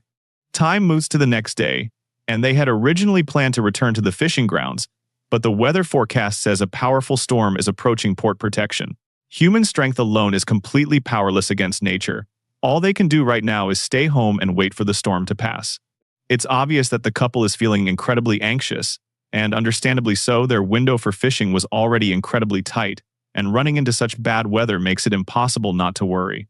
If massive waves churn up at sea, those fishing traps won't be very secure, and if they get blown away by the strong gale, it will be a heavy loss. While waiting at home, they can't stay idle. Timby is in charge of chopping wood to stockpile fuel, while Hans drives his ATV down to the shore to secure his boat, preventing it from being blown away, and takes the opportunity to bail out the rainwater from the cabin. A massive storm arrives right on schedule, and all the residents of Port Protection retreat to their homes to take shelter. Thanks to taking shelter in time, this rarely seen, massive storm doesn't cause them any particularly heavy losses. When they wake up from their sleep, Port Protection is bathed in bright sunlight, with calm winds and still waters. Hans and Timby return to their workstations, preparing to head out to sea and haul in their line. To be honest, their current mood is very uneasy. Their first fear is that they didn't catch any fish, and their second fear is that their gear was blown away by the wind. They start the engine and arrive at the fishing spot. From a distance, Timby spots a blue buoy, which is exactly the one belonging to them. They pull the buoy onto the boat and begin slowly hauling in the line. Although the strong winds didn't blow the trap away, they did tangle the main line into a total mess. They thought there was no hope of catching anything, but unexpectedly, even with the gear in such a tangled mess, a halibut actually took the bait. They pull the fish onto the boat and directly dispatch it with a single hammer blow. It is said that in certain inland areas of the US, the price of this fish is extremely high, selling for almost $20 a pound. But here, the locals eat it not only incredibly fresh, but completely free of charge. Filled with the joy of a bountiful harvest, the couple returns to Port Protection fully satisfied. The woman takes a bite out of the fresh liver, causing even the veteran hunter beside her to gasp in surprise. The reason a novice could do such a thing is that she has 1/4 Yupik blood flowing through her veins. Because Amanda wanted to live a self-sufficient, off-grid lifestyle, she resolutely left the city and settled in the isolated safe haven of Port Protection. Today, Mary has brought the newcomer Amanda into the old-growth forest. Their goal is clear: to hunt a deer. Life in the wilderness offers few opportunities to make money, so most people cannot afford the expensive food flown in by plane. The people here can only manage to scrape by through hunting and fishing. For the kind and gentle Amanda, hunting is not a fun activity, but to survive, she has no choice but to do it. She wants to live a completely self-sufficient life, just like her ancestors. Since she lives in the wilderness, she must abide by the law of the jungle here. The strong prey on the weak, and survival of the fittest.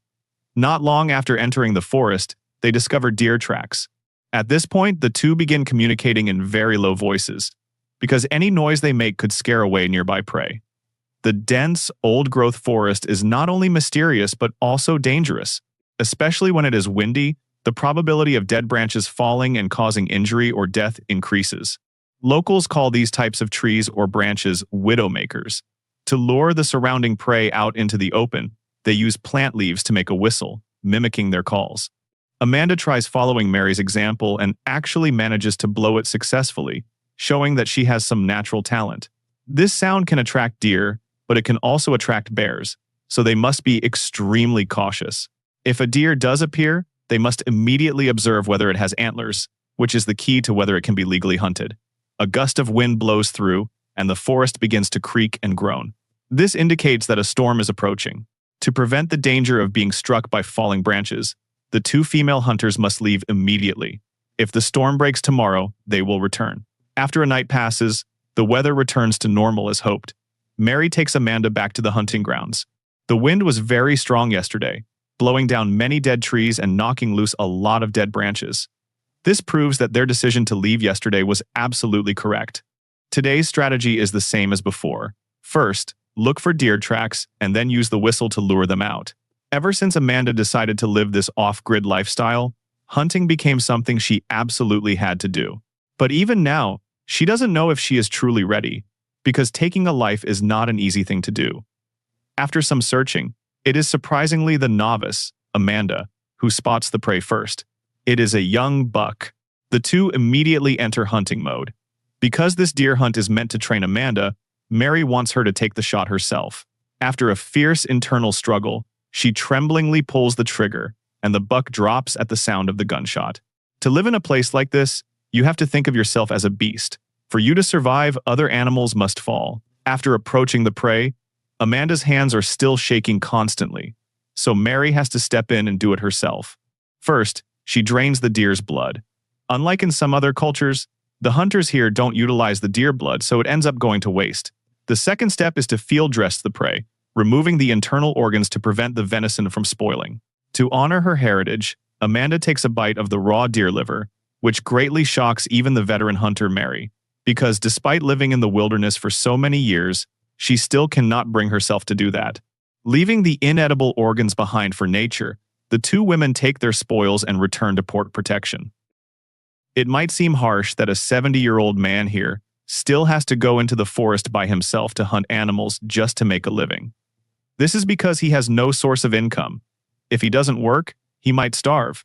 With winter right around the corner and deer hunting season open, most of the residents of Port Protection will head into the forest at this time to bag a deer. They rely on this meat to survive the harsh winter. Although Gary is already 70 years old, he too must enter the forest himself to bring food home. Ever since his last unsuccessful hunting attempt, he has been waiting for the general deer hunting season to open. Without food stocked in his freezer, he just can't feel at ease.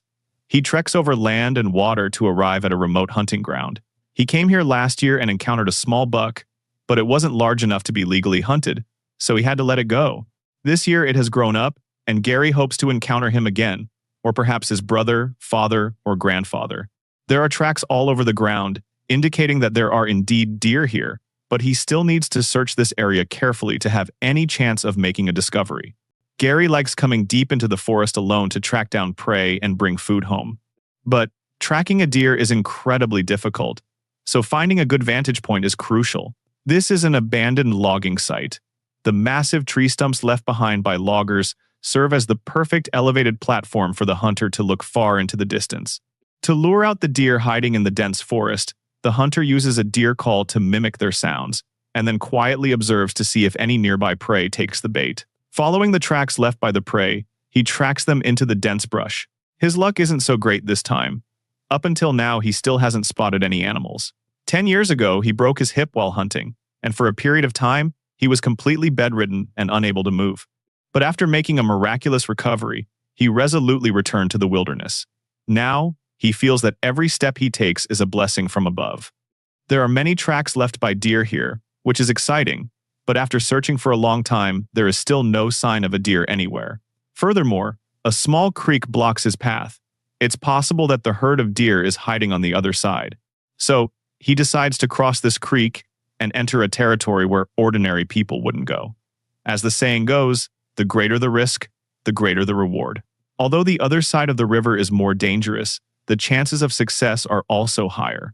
Not everyone has the courage to hunt all alone in a dense forest more than 30 kilometers away from the village. But for Gary, this is just a routine operation. When hunting, you must keep as quiet as possible to avoid scaring off the prey. The deer here have incredibly sharp senses, and if you're not careful, they can easily spot you. The current wind direction is good and in the hunter's favor, which is why he heads directly deeper into the forest. After searching for quite a while, he successfully finds fresh tracks left by a deer. Gary looks up into the distance and successfully spots a doe. Where there is a doe, there is definitely a buck. However, does are generally very vigilant, and once they detect danger, they will certainly alert the others nearby. If Gary accidentally spooks her, it means the hunt will end in complete failure. There's no better strategy at this point than to wait quietly in place for the buck to appear. A short while later, the sound of a buck's grunt makes the hunter immediately tense up. Gary immediately adjusts his posture, preparing to take the shot, but that buck never appears in his crosshairs. It is very obvious that the doe has discovered Gary's presence, and this hunting attempt is no longer possible to succeed. He has no choice now but to pack up his gear and end today's hunting trip. However, this is not truly the end. He will return here to continue looking for a deer that can be legally hunted. Only with enough meat will he be able to make it through the upcoming harsh winter. Standing on high ground and looking down at the land he calls home, he feels an indescribable sense of peace. If conditions allow, he never wants to leave this place.